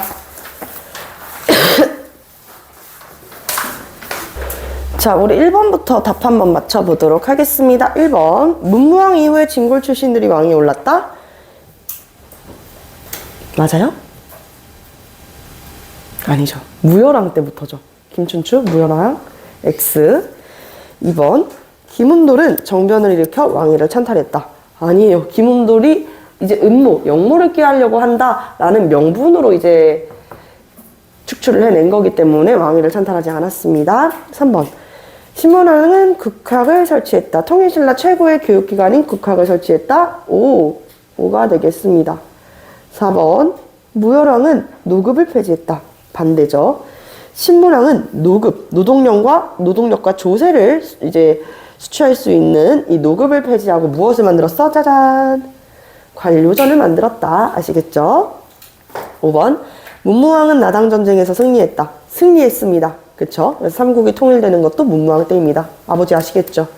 김춘추 아니라고요.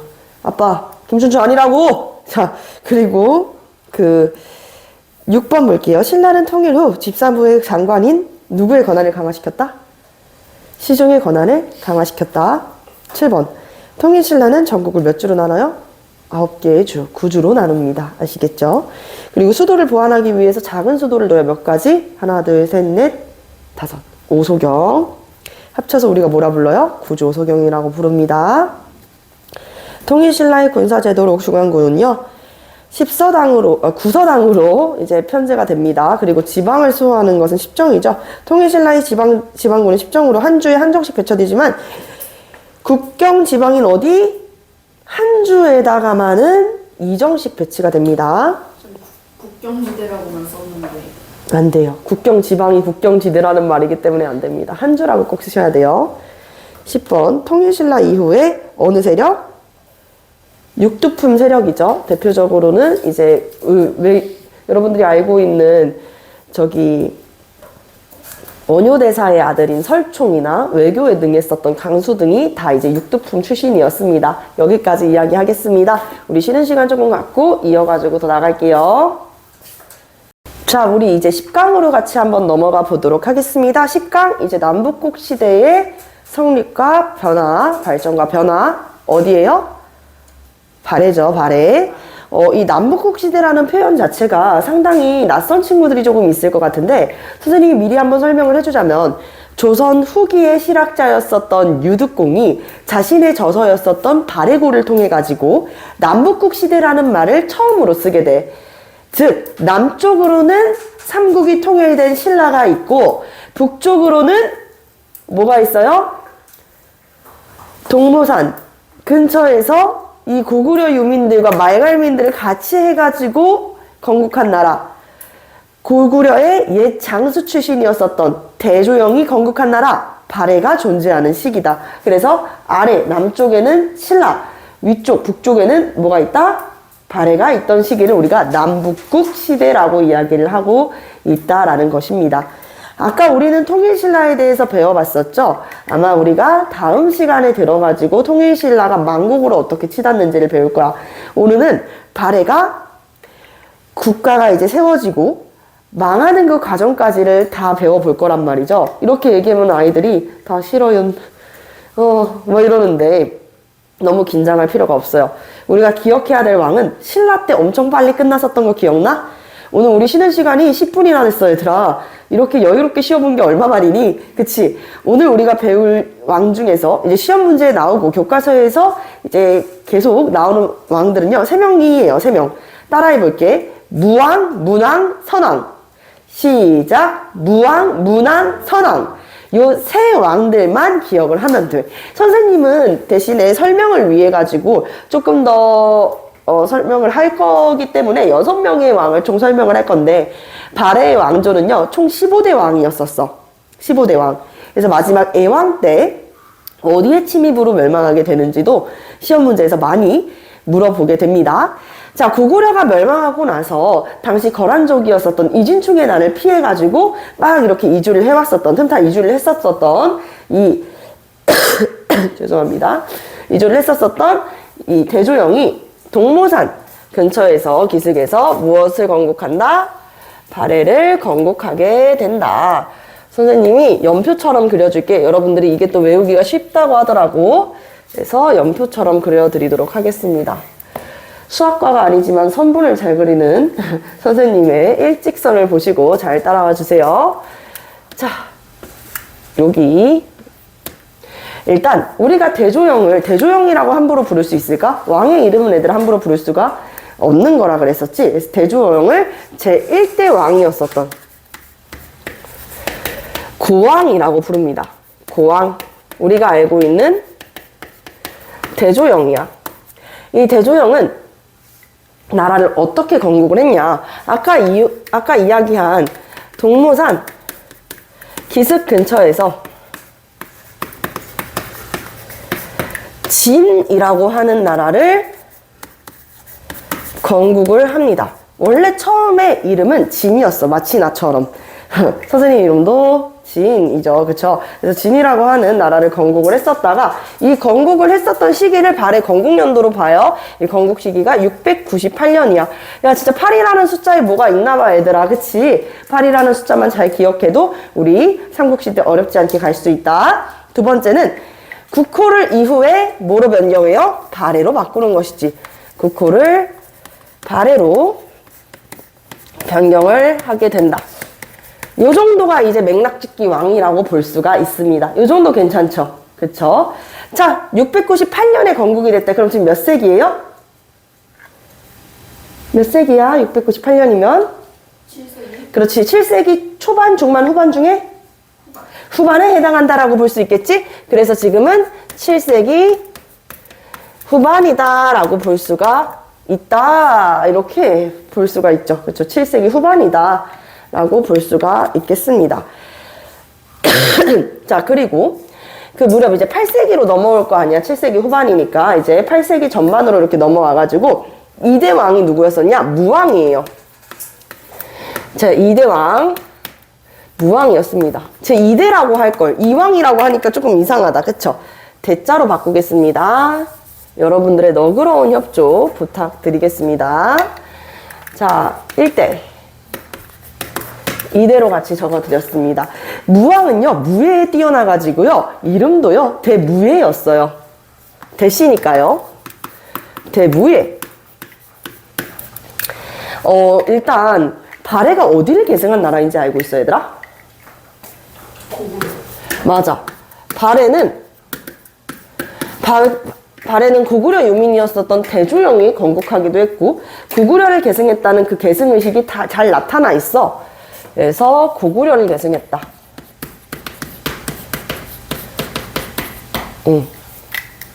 고구려를 계승했다. 라고 이야기를 하니까, 그래서 요거 조금 사담인데, 선생님이 유튜브에 이제 수업 영상 미리 보기 이렇게 올려놓는 거 알지? 옛날에는 수업 영상을 다 올려놨어. 왜 역사를 공부하려고 하는데 멀리 있는 친구들은 내 수업을 못 들을 수도 있으니까 그래 들어라. 대신 좀 영상으로 봐서 불편한 점은 너가 감수를 해라. 그때 마이크도 없었거든.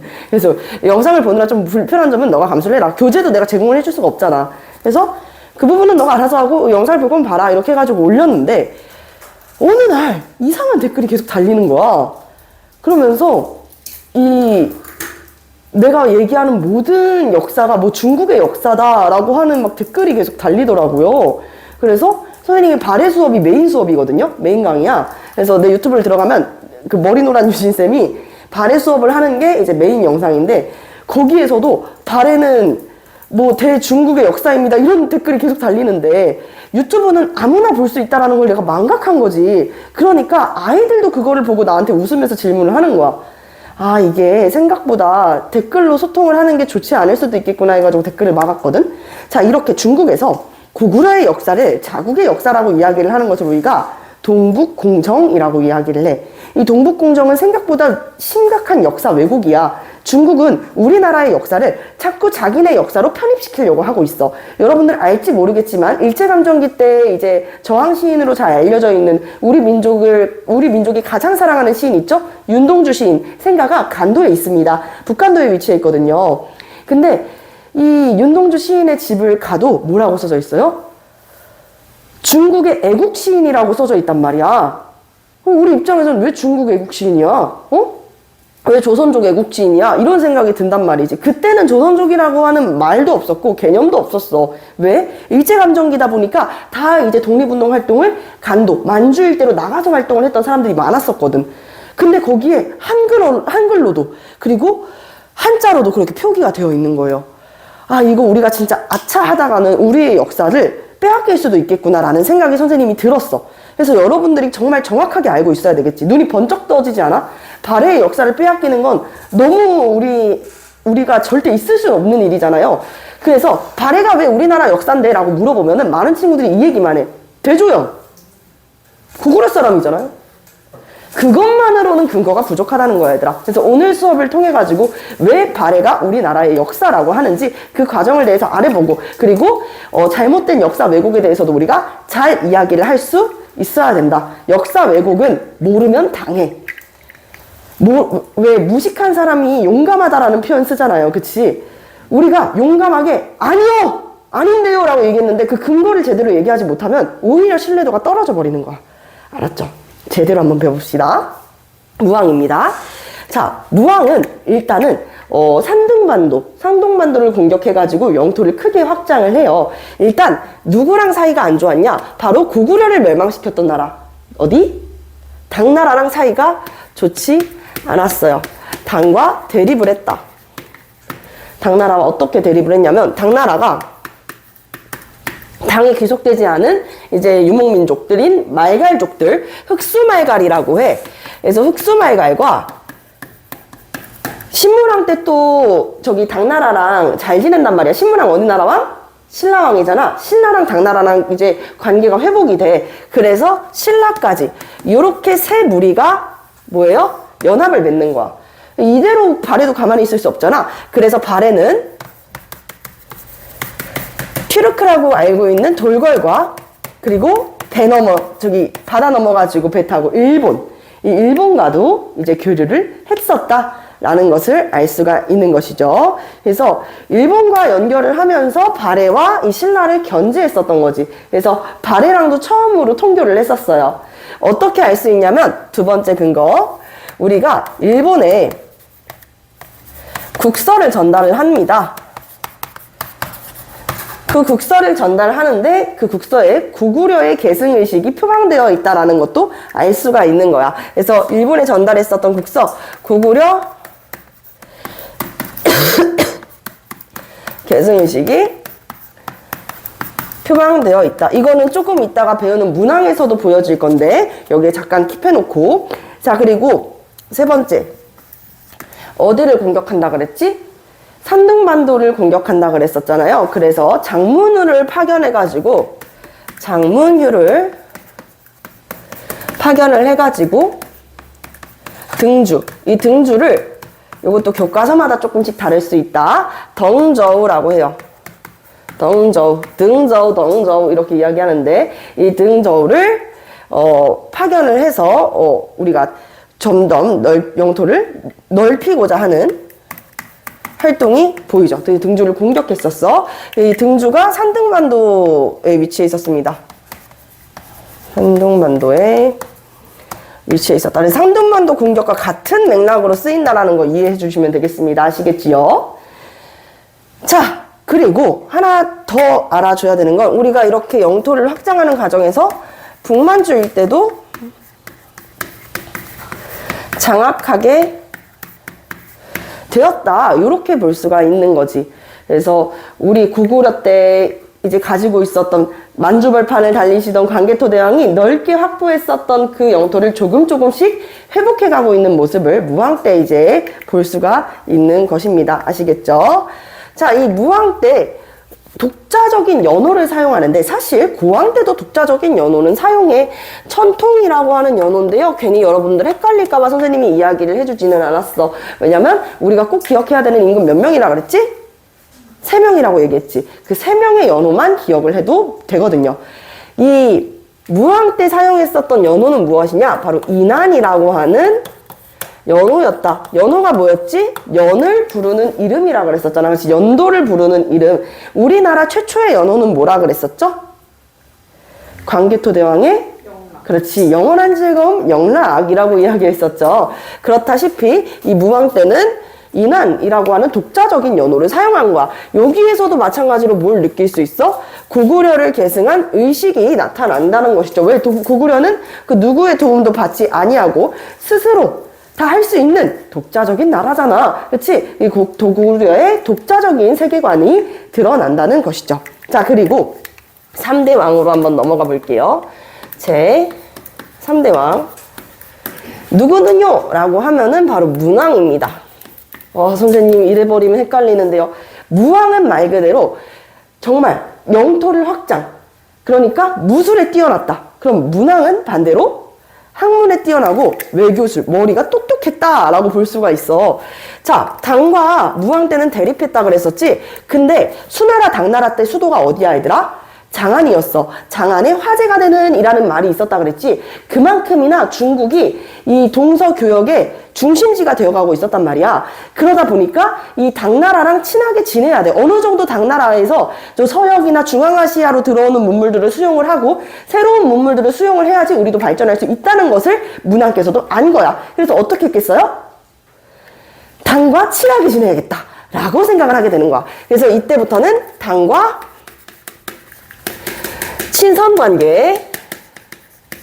당과 친선관계라고 적어볼 수가 있겠습니다. 당나라랑 친선관계를 유지했다는 것을 어떻게 알 수 있냐면 당나라에 보면은 그 발해관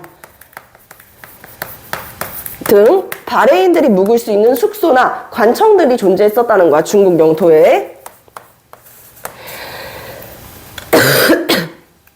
자, 두 번째는 고등부 친구들 시험 문제에서 되게 잘 나오거든요. 수도가 발해의 수도는 5개였어. 그 중에서 중경이라는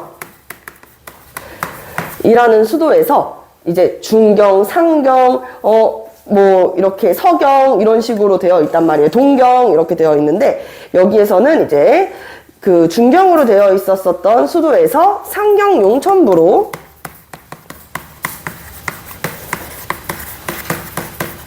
천도를 하게 된다는 얘기입니다. 근데 교과서에 아마 여기까지만 써져 있어요. 사실 서경에서 조금 더 가거든. 동경으로까지 가. 동경으로 한 번 더 가. 근데 여기까지의 내용은 교과서에 빠져 있어요. 빠져 있어. 그래서 상경 용천부로 수도를 천도하였다라고 나올 수 있고, 이때 중국의 장안성을 모방해가지고 주작대로라고 하는 길을 만든다던가 장안성을 모방한 성을 세운다던가 하는 내용들이 같이 들어갈 수 있어. 그럼 무엇이야? 우리가 모방을 했다고요 선생님? 아니, 거기에서 기분 나쁠 키워드가 아니라 당과 교류를 했다는 것을 알아야 된다는 거고, 아시겠죠? 당과 교류를 했다는 것을 알아야 된다는 것입니다. 문왕, 대흠무, 연호는 두 개야. 그래서 꼭 기억을 해야 돼. 인한, 건흥, 건흥이 아닙니다. 죄송합니다. 인한, 대흥, 보력입니다. 이라고 하는 연호를 사용했어요. 연호가 두 개네요. 그쵸? 이것도 금융성황의 불교식 연호란 말이야, 이거. 불교식 연호.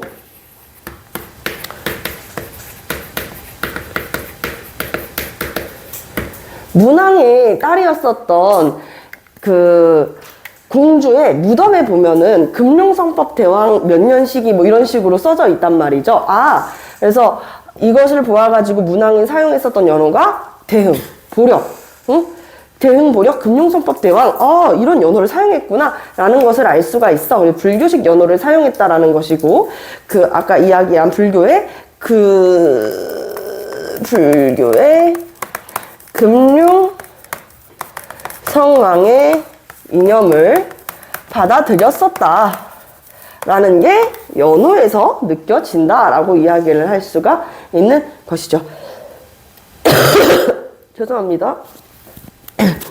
죄송합니다.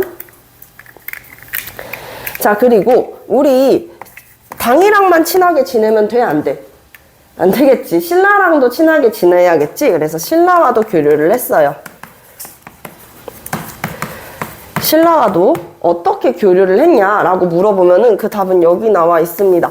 신라도라고 해서 신라로 가는 길이야, 길. 신라로 가는 길이 이제 발견이 됩니다. 그래서 신라와도 우리가 교류를 했었구나 라는 것 알 수가 있고, 자, 여기 일본에 국서를 전달했다 그랬지? 우리 이번에도 마찬가지로 일본에다가 국서를 전달을 합니다. 일본에 국서를 전달을 하는데 여기에다가 썼던 키워드가 되게 중요해. 뭐라고 우리가 얘기를 했냐? 고려 국왕이다. 그러니까 고구려의 왕이다 라고 하는 표현이 들어가 있었던 거야. 알겠지? 만약에 중국의 역사였으면 고구려의 왕이라는 표현을 썼겠어, 얘들아? 쓰지 않았다는 거야. 그래서 고려 국왕을 이야기했었고, 또 두 번째는 천손신앙. 천손을 자처했어. 천손이 뭐예요? 하늘의 자손이다. 고조선에서 알 수 있는 천손신앙이죠. 그쵸? 우리는 하늘의 자손이잖아. 그치? 하늘의 아들은 아닙니다. 하늘의 아들은 누구였어? 인의 아들은 환웅이었었잖아. 그치? 환웅이 아이를 낳게 돼서 그 단군에 우리가 뭐예요? 단군의 피를 이어받았으니까 우린 천손인 거지. 이렇게 이야기를 해볼 수가 있겠죠. 자, 그 외에도 이제 시험 문제에 잘 나오는 키워드가 중앙 집권 체제, 그러니까 중앙 정치 제도를 이제 정비를 하는데 당나라에서 많이 가지고 온다라는 거야. 이거 조금 있다가 다시 한번 설명을 하고 이제 거의 끝났다, 얘들아. 자, 그리고 제 5대 왕은 왕이 아니라 대라고 쓰려고 했죠. 자, 5대 왕은요, 성왕입니다. 선생님 드디어 그 왕 다 나왔어요. 이제 끝이네요? 아니에요. 여기는 성왕이에요, 성왕. 성왕과 우리가 외워야 되는 선왕은 달라. 니은자와 이응자가 달라. 헷갈리지는 말고. 성왕 때 동경용원부에서 상경용천부로 다시 수도가 옮겨져요. 동경용원부에서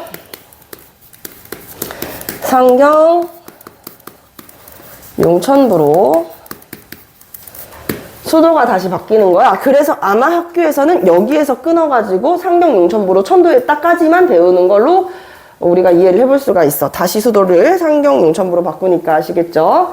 자, 그리고 나서 이제 전성기를 이끌었던 왕입니다. 조금 시간상으로는 더 오래 걸려요. 바로 9세기인데요. 9세기의 제10대 왕.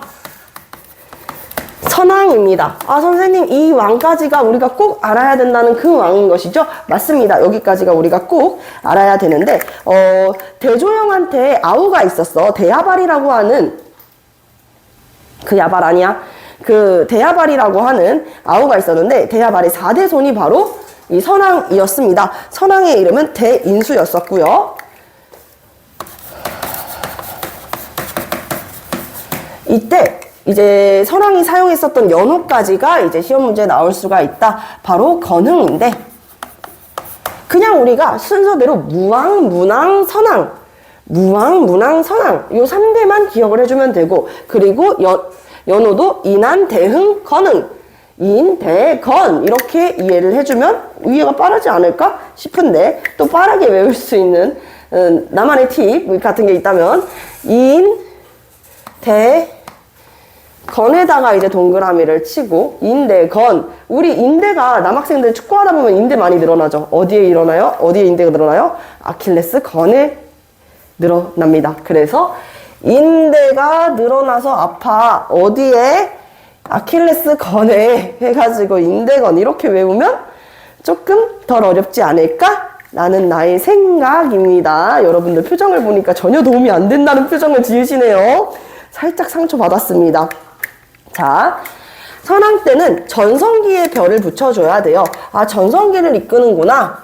이때 우리 발해가 가장 이제 동쪽의 찬란한 나라라는 별명을 얻는 시기가 되는데요. 대부분의 말갈족을 복속시킵니다. 대부분의 말갈족을 복속시킵니다. 그러면서 우리가 요동까지 진출을 하게 되는 것이다. 이렇게 볼 수가 있다. 요동까지 진출을 하게 되었다. 볼 수가 있겠고요. 그리고 그 연해주랑 영토를 이제 연해주, 요동까지 영토를 확장하니까 광개토대왕께서 영토를 확장했었던 옛 고구려의 영토를 거의 다 확보를 했습니다. 옛 고구려의 영토, 고구려의 영토를 우리가 다시 확보를 했었다라고 볼 수가 있는 것이죠. 오케이, 어렵지 않아요. 고구려의 영토를 확보를 했었고 이때부터 우리가 그래가지고 남쪽으로는 신라랑 국경을 가까이 하거든요. 그래서 남쪽으로는 신라와 국경을 접하고 그리고 지방 제도를 수도가 몇 개라 그랬죠? 수도 몇 개라 그랬지? 5개라고 이야기를 했었지. 자, 그래서 5개에다가 전국을 15주로 나눌 거예요. 그래서 15부, 5경 15부, 그리고 62주로 조금 더 세밀하게 나눠보는 것이죠. 그래서 5경 15부, 62주 꼭 기억을 해주셔야 되겠습니다. 아시겠습니까? 5경 15부 62주 요거 지방을 나눠가지고 정비하는 것이죠. 그래서 지방제도 정비, 지방제도를 정비했다. 그래서 지방제도 정비로 이해를 해볼 수가 있겠습니다. 자, 그리고 이때 이제 우리가 영토를 크게 넓히면서 전성기를 이끌었다 했잖아. 중국도 우리를 부르는 칭호가 달라져. 그래서 중국의 이 발해라는 나라가 해동성국, 동쪽의 찬란한 나라, 해동성국이라고 불리게 돼요. 이렇게까지 해가지고 같이 볼 수가 있겠습니다. 자, 그리고 15대왕까지 정도만 기억을 해주시면은 여러분들 도움이 된다 그랬었죠? 15대왕 때 어떻게 된다 그랬지, 우리? 발의 끝이라 그랬죠? 애왕입니다. 애왕. 마지막이야? 여기가 끝이야? 선생님, 여기 어떻게 돼요? 거란족. 들어봤죠? 요나라 할 때 그 거란. 지금 왜 그 넷플릭스 드라마에서 엄청 유행하고 있는 고려거란 전쟁 있잖아요. 그치? 그 고려거란 전쟁의 거란이에요. 이 거란이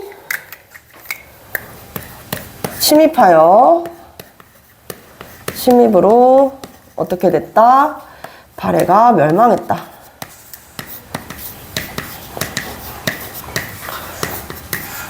그래서 발해는 거란의 이제 침입으로 멸망하게 됐다까지가 발해 역사고, 시험 문제, 우리 쪽지 시험 본다 그랬잖아. 쪽지 시험 뭐 본다 그랬어요? 제도 시험 본다 그랬었죠. 제도.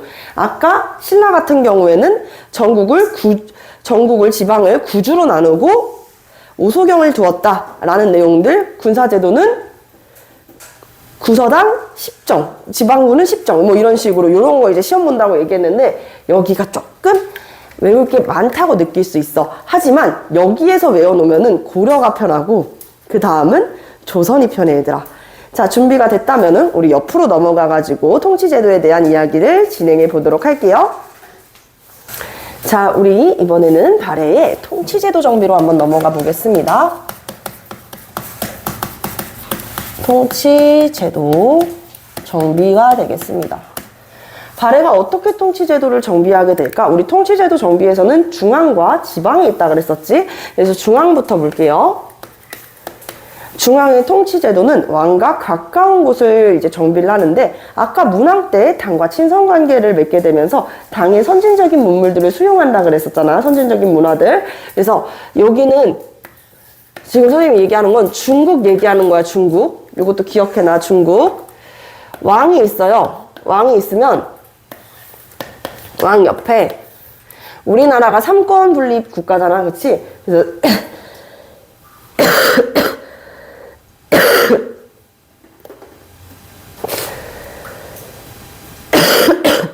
죄송합니다. 세 가지로 나뉘어져 있습니다. 그 세 가지가 무엇이냐? 바로 중서성, 문화성, 그리고 상서성 해가지고 총 세 가지의 이 부서로 나눠 놓는데, 뭐 하는 곳들이냐? 문화성은 일단 안건에 대해서 발의를 해요. 이야기를 합니다. 이거 어떨까요? 발의를 해. 그리고 중서성에서는 결정을 합니다. 논의를 하고 결정을 하는 기구야. 그러면은 안건을 발의했고 결정했네. 이제 뭐만 하면 되겠어요? 그렇지. 실행하면 되겠네. 집행기관이 이렇게 있는 거야. 쉽죠? 그럼 여기에서 가장 강한 권력을 가지고 있던 곳은 어딜까? 그렇지. 여기가 집행기구라고 하면은 가장 이제 강한 권력을 가지고 있는 거야. 그래서 여기에서 집행기구니까 부속 기구들을 같이 놓아줘. 요게 이제 6가지의 부서라 그래가지고 육부라고 이야기를 합니다. 이거를 우리가 성자가 3개잖아? 그래서 삼성 육부라고 이야기를 하는 거야. 알겠죠? 삼성 육부. 자, 육부. 이호, 예, 병, 형, 공까지 해가지고 총 6개의 부서가 있었다.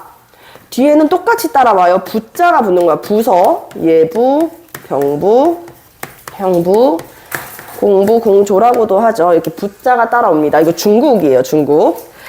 2부는 뭐 하는 곳이냐? 인사하는 곳입니다. 안녕하세요. 이렇게 인사를 하는 게 아니라 능력 있는 관리를 등용하고 교육시키는 것을 우리가 인사라고 합니다. 여러분들 대기업 가고 싶죠? 그쵸? 대기업에 가면은 우리가 면접을 보죠? 면접을 보면 우리가 만약에 합격이 됐어. 그럼 어디에서 연락 와? 사장님이 바로 연락해? 이승호 군, 마음에 들었습니다. 오늘부터 출근하시죠? 이렇게 얘기하지 않죠?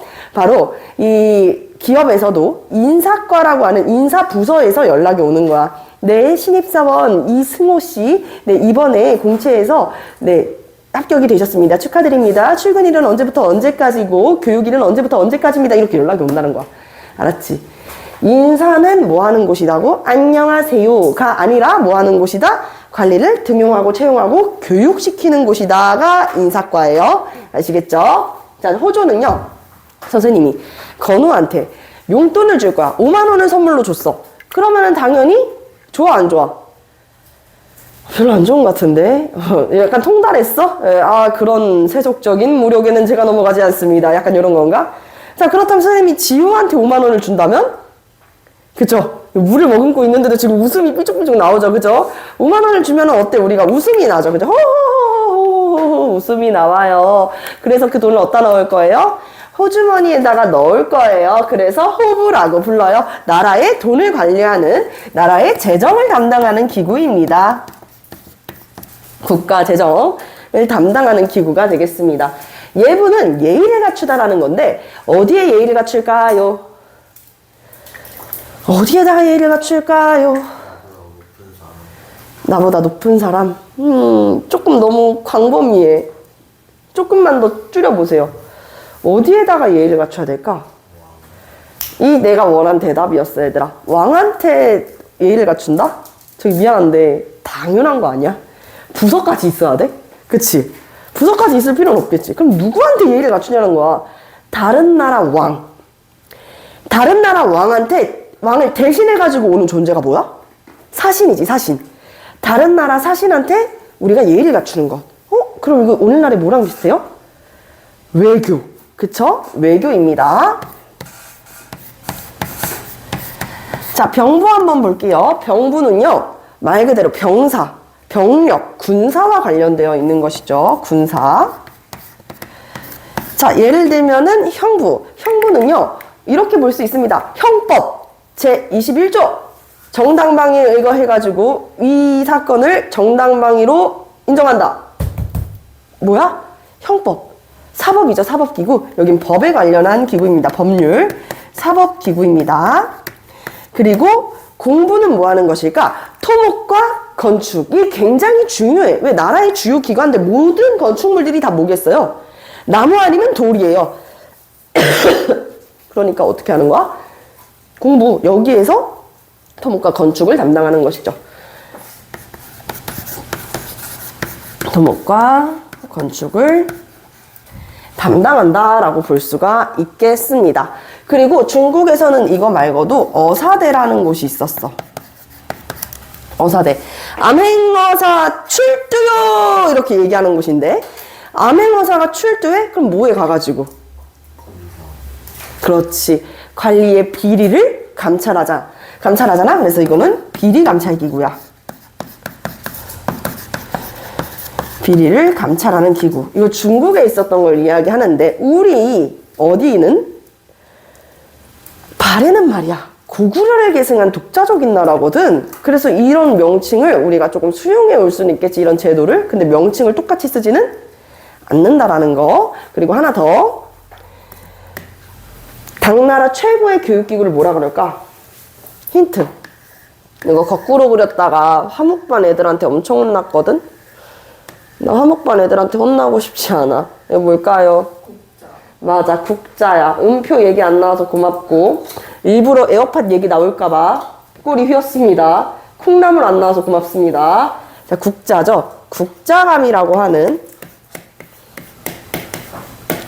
최고의 교육기구가 있었습니다. 최고의 교육기구가 있었다라고 볼 수가 있겠죠. 여기까지 됐죠? 자, 이게 발해에서는 어떤 명칭으로 바뀌게 되는지 잘 보세요. 발해의 색깔은 선생님이 좋아하는 주황색으로 해볼게요. 자, 발해입니다. 발해도 왕이 이렇게 있으면 그 옆에다가 삼권 분립이 된 기구들이 있을 거 아니야. 중서성은 이름이 한 글자만 바뀌면 돼. 중대성. 문화성은 이름이 많이 바뀌어요. 선조성. 그리고 집행을 담당하는 이 상서성이 집행을 어떻게 해야 될까, 얘들아? 이런 법적인 일, 군사의 의무, 이런 것들을 어떻게 해야 돼? 정정당당하게 해야 되지 않겠어? 정당성. 이 된다. 그래서 중대성, 선조성, 상서성까지 있었다. 하는 일은 다 같아요? 예, 하는 일은 다 같습니다. 그러면 육부도 명칭이 똑같아요? 그러면 좋겠지. 이건 발해의 삼성육부제잖아. 근데 육부가 조금 달라. 그리고 고등학교 친구들은 이거를 또 학교에서 물어봐. 정당성을 좌사정과 왼 좌자예요. 우사정으로 나눠. 그리고 여기에다가 또 독자적인 이름을 붙여주는 거야. 이부, 호부, 예부, 병부, 공부, 요 명칭을 쓰는 게 아니라 독자적인 뭐만의 명칭? 발해만의 명칭을 쓴다. 그 발해만의 명칭이 바로 충인의, 충성하다 할 때 충, 인자예요, 이거. 어질 인자, 의, 예의 할 때 그 의죠. 정의롭다 할 때 의, 그리고 지혜할 때 지, 예절할 때 예, 신화할 때 신. 충인을 지혜 신으로 외워주시면 됩니다. 여러분들 약간 좀 중2병스럽게 공부하는 친구들 없죠? 중2병스럽게 공부하는 친구들 보면은, 아, 선생님 저 이거 반대로 외울게요. 신예지, 의인충, 뭐 이런 친구들 없어야 됩니다. 순서대로 외우는 게 좋아요. 충인을 지혜신으로 외우면은요, 이부에서 하는 일, 호부에서 하는 일, 예부에서 하는 일, 병부에서 하는 일, 후부에서 하는, 병부에서 하는 일, 그리고 여기는 형부에서 하는 일, 공부에서 하는 일, 2호 예병 형공으로 외워주시면 된다는 것이죠. 순서가 똑같지. 그래서 충인의 지혜신으로 외워주시면 되겠습니다. 부탁드리겠습니다. 아시겠죠? 자, 요렇게까지 해가지고 삼성육부에 대해서, 발해 삼성육부의 명칭에 대해서 설명을 했는데, 중학교 친구들은 요 충인의 지혜신을 막 쓰거나 하는 그런 서술형 문제는 나와 안 나와? 나오지 않겠지. 선생님께서 그런 문제를 잘 내진 않아. 그럼 어떤 문제가 나올 수 있냐? 이 명칭이 어떤 의미가 있냐라는 거야. 어떤 의미가 있을까? 충성하다, 의롭다 할 때 지혜할 때 지, 그리고 사람 인자가 2개 있네. 이거 뭐야? 나를 남처럼 사랑하는 마음, 공자께서 말씀하셨던 어질 인자. 이거 어느 상상에서 강조했던 거야? 유교 사상에서 강조했었던 거지. 그래서 이 명칭은 유교적 덕목을 사용한 명칭이라는 것이죠. 유교적 덕목을 사용한 명칭들이다 라는 게 이제 어디랑 차이점이 있는 거야? 중국과 당나라와 차이점이 있는 것이다. 자, 그리고 여기 볼게. 어사대의 이름도 달라져. 어사대, 관리의 비리를 감찰하는 이 어사대의 이름은, 자, 따라합니다. 중정대. 따라합니다. 중정대. 네, 중정대라는 이름으로 불려지게 될 것입니다. 이게 바로 중국 당나라에서 어사대의 역할을 했었던 곳이고, 관리의 비리를 관찰했던 곳이고요. 자, 국자감도 이름 그대로 갖다 쓸까? 그대로 쓰지 않을까? 그대로 쓰지 않아. 그 이유는 발해는 고구려를 계승한 독자적인 나라이기 때문에, 이런 이름 우리가 배워올 수 있어도, 그 제도에 대해서 배워올 수는 있어도 똑같이 쓰진 않아.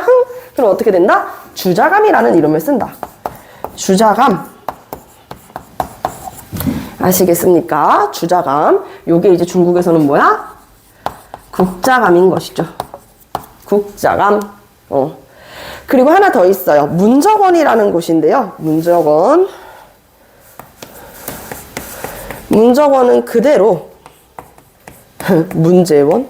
자, 문적원은 그대로 이제 글자를 적재시킨다. 서적을 보관한다라고 이해를 해보면 되겠죠. 그쵸? 글자를 적재시킨다 해가지고 문적원은요, 우리 외교문서를, 책들 아니면 외교문서를 담당한다.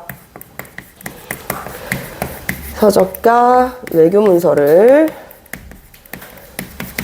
보관하는 기구이다 라고 볼 수가 있겠습니다. 이것만 따로 적어주셔도 되겠네요. 그죠? 자, 그리고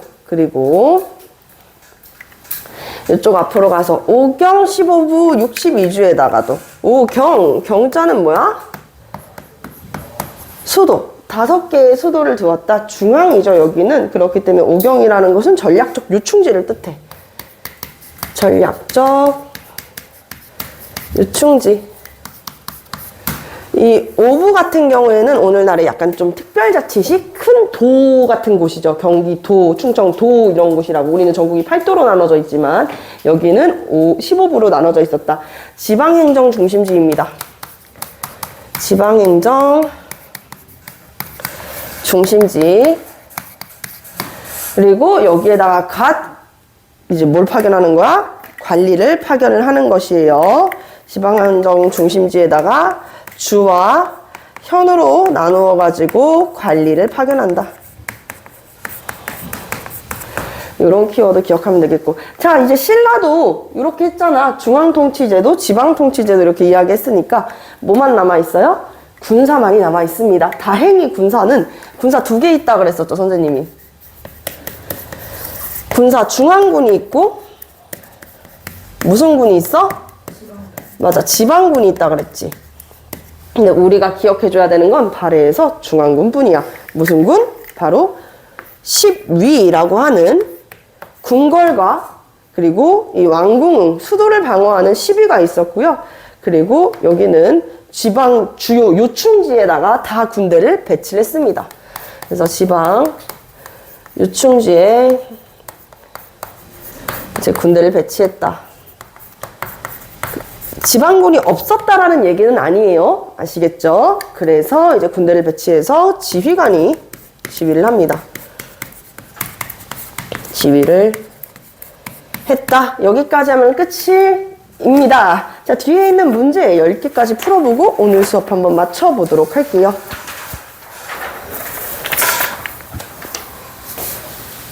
자, 우리 답 한번 맞춰봅시다. 1번. 발해는 무왕 때 흑수 말괄과 손잡고 당을 압박했다? X죠. 흑수 말괄과 당나라랑 신라가 연합이었고 발해는 돌궐과 일본이었습니다. 2번. 발해의 문왕은 수도를 상경 용천부로 옮겼다? 그래, 여기까지만 나온다고 이야기했잖아요. 그쵸? 5. 동경 용원부까지 안 나올 가능성 농후. 3번. 발해의 문왕은 당의 산둥반도를 공격했다? 문왕이 아니라 누구였어? 대부해가 무왕이었었다. 발해의 선왕 때 해동성국이라고 불렸다. 맞죠? 5죠. 그쵸? 5. 4번 했고 5번 발해의 문왕은 신라와도 교류했다. 5. 신라도를 통해서 그것을 알 수가 있었습니다. 5입니다. 자, 6번 발해는 옛 고구려 땅을 대부분 확보했는데 언제 때? 전성기 선왕. 7번 발해의 중앙정치기구는 당을 본떠서 정당성을 중심으로 한 삼성육부제입니다. 삼성육부. 그 삼성육부에서 제일 높았던 장관을 대내상이라고 해요. 7번 했고 8번. 발해의 삼성은요, 정당성을 중심으로. 9번. 발해에서 관리들의 비리를 감찰하는 어사대 역할의 기관은 중정대라고 했습니다. 10번. 발해는 어디에 공격을 받아서 멸망해요?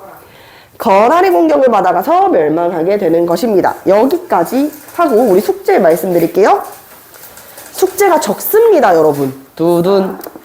그래서 숙제가 적어서 여러분들 꼭 복습이 필요한 경우에 영상 보강을 꼭 하시고요. 아시겠죠? 그리고 테스트 꼭 통과하려고 노력해 주시고요. 또 한 가지 있어요.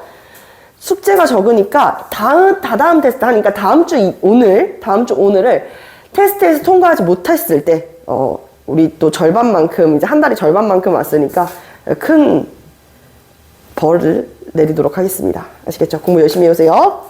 자, 숙제는요, 2-2-2.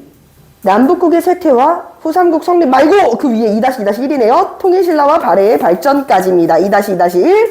통일신라와 발해의 발전까지 30문제. 이거밖에 안 돼요. 아시겠죠? 주말인데 꼭 해오십시오. 고생하셨습니다.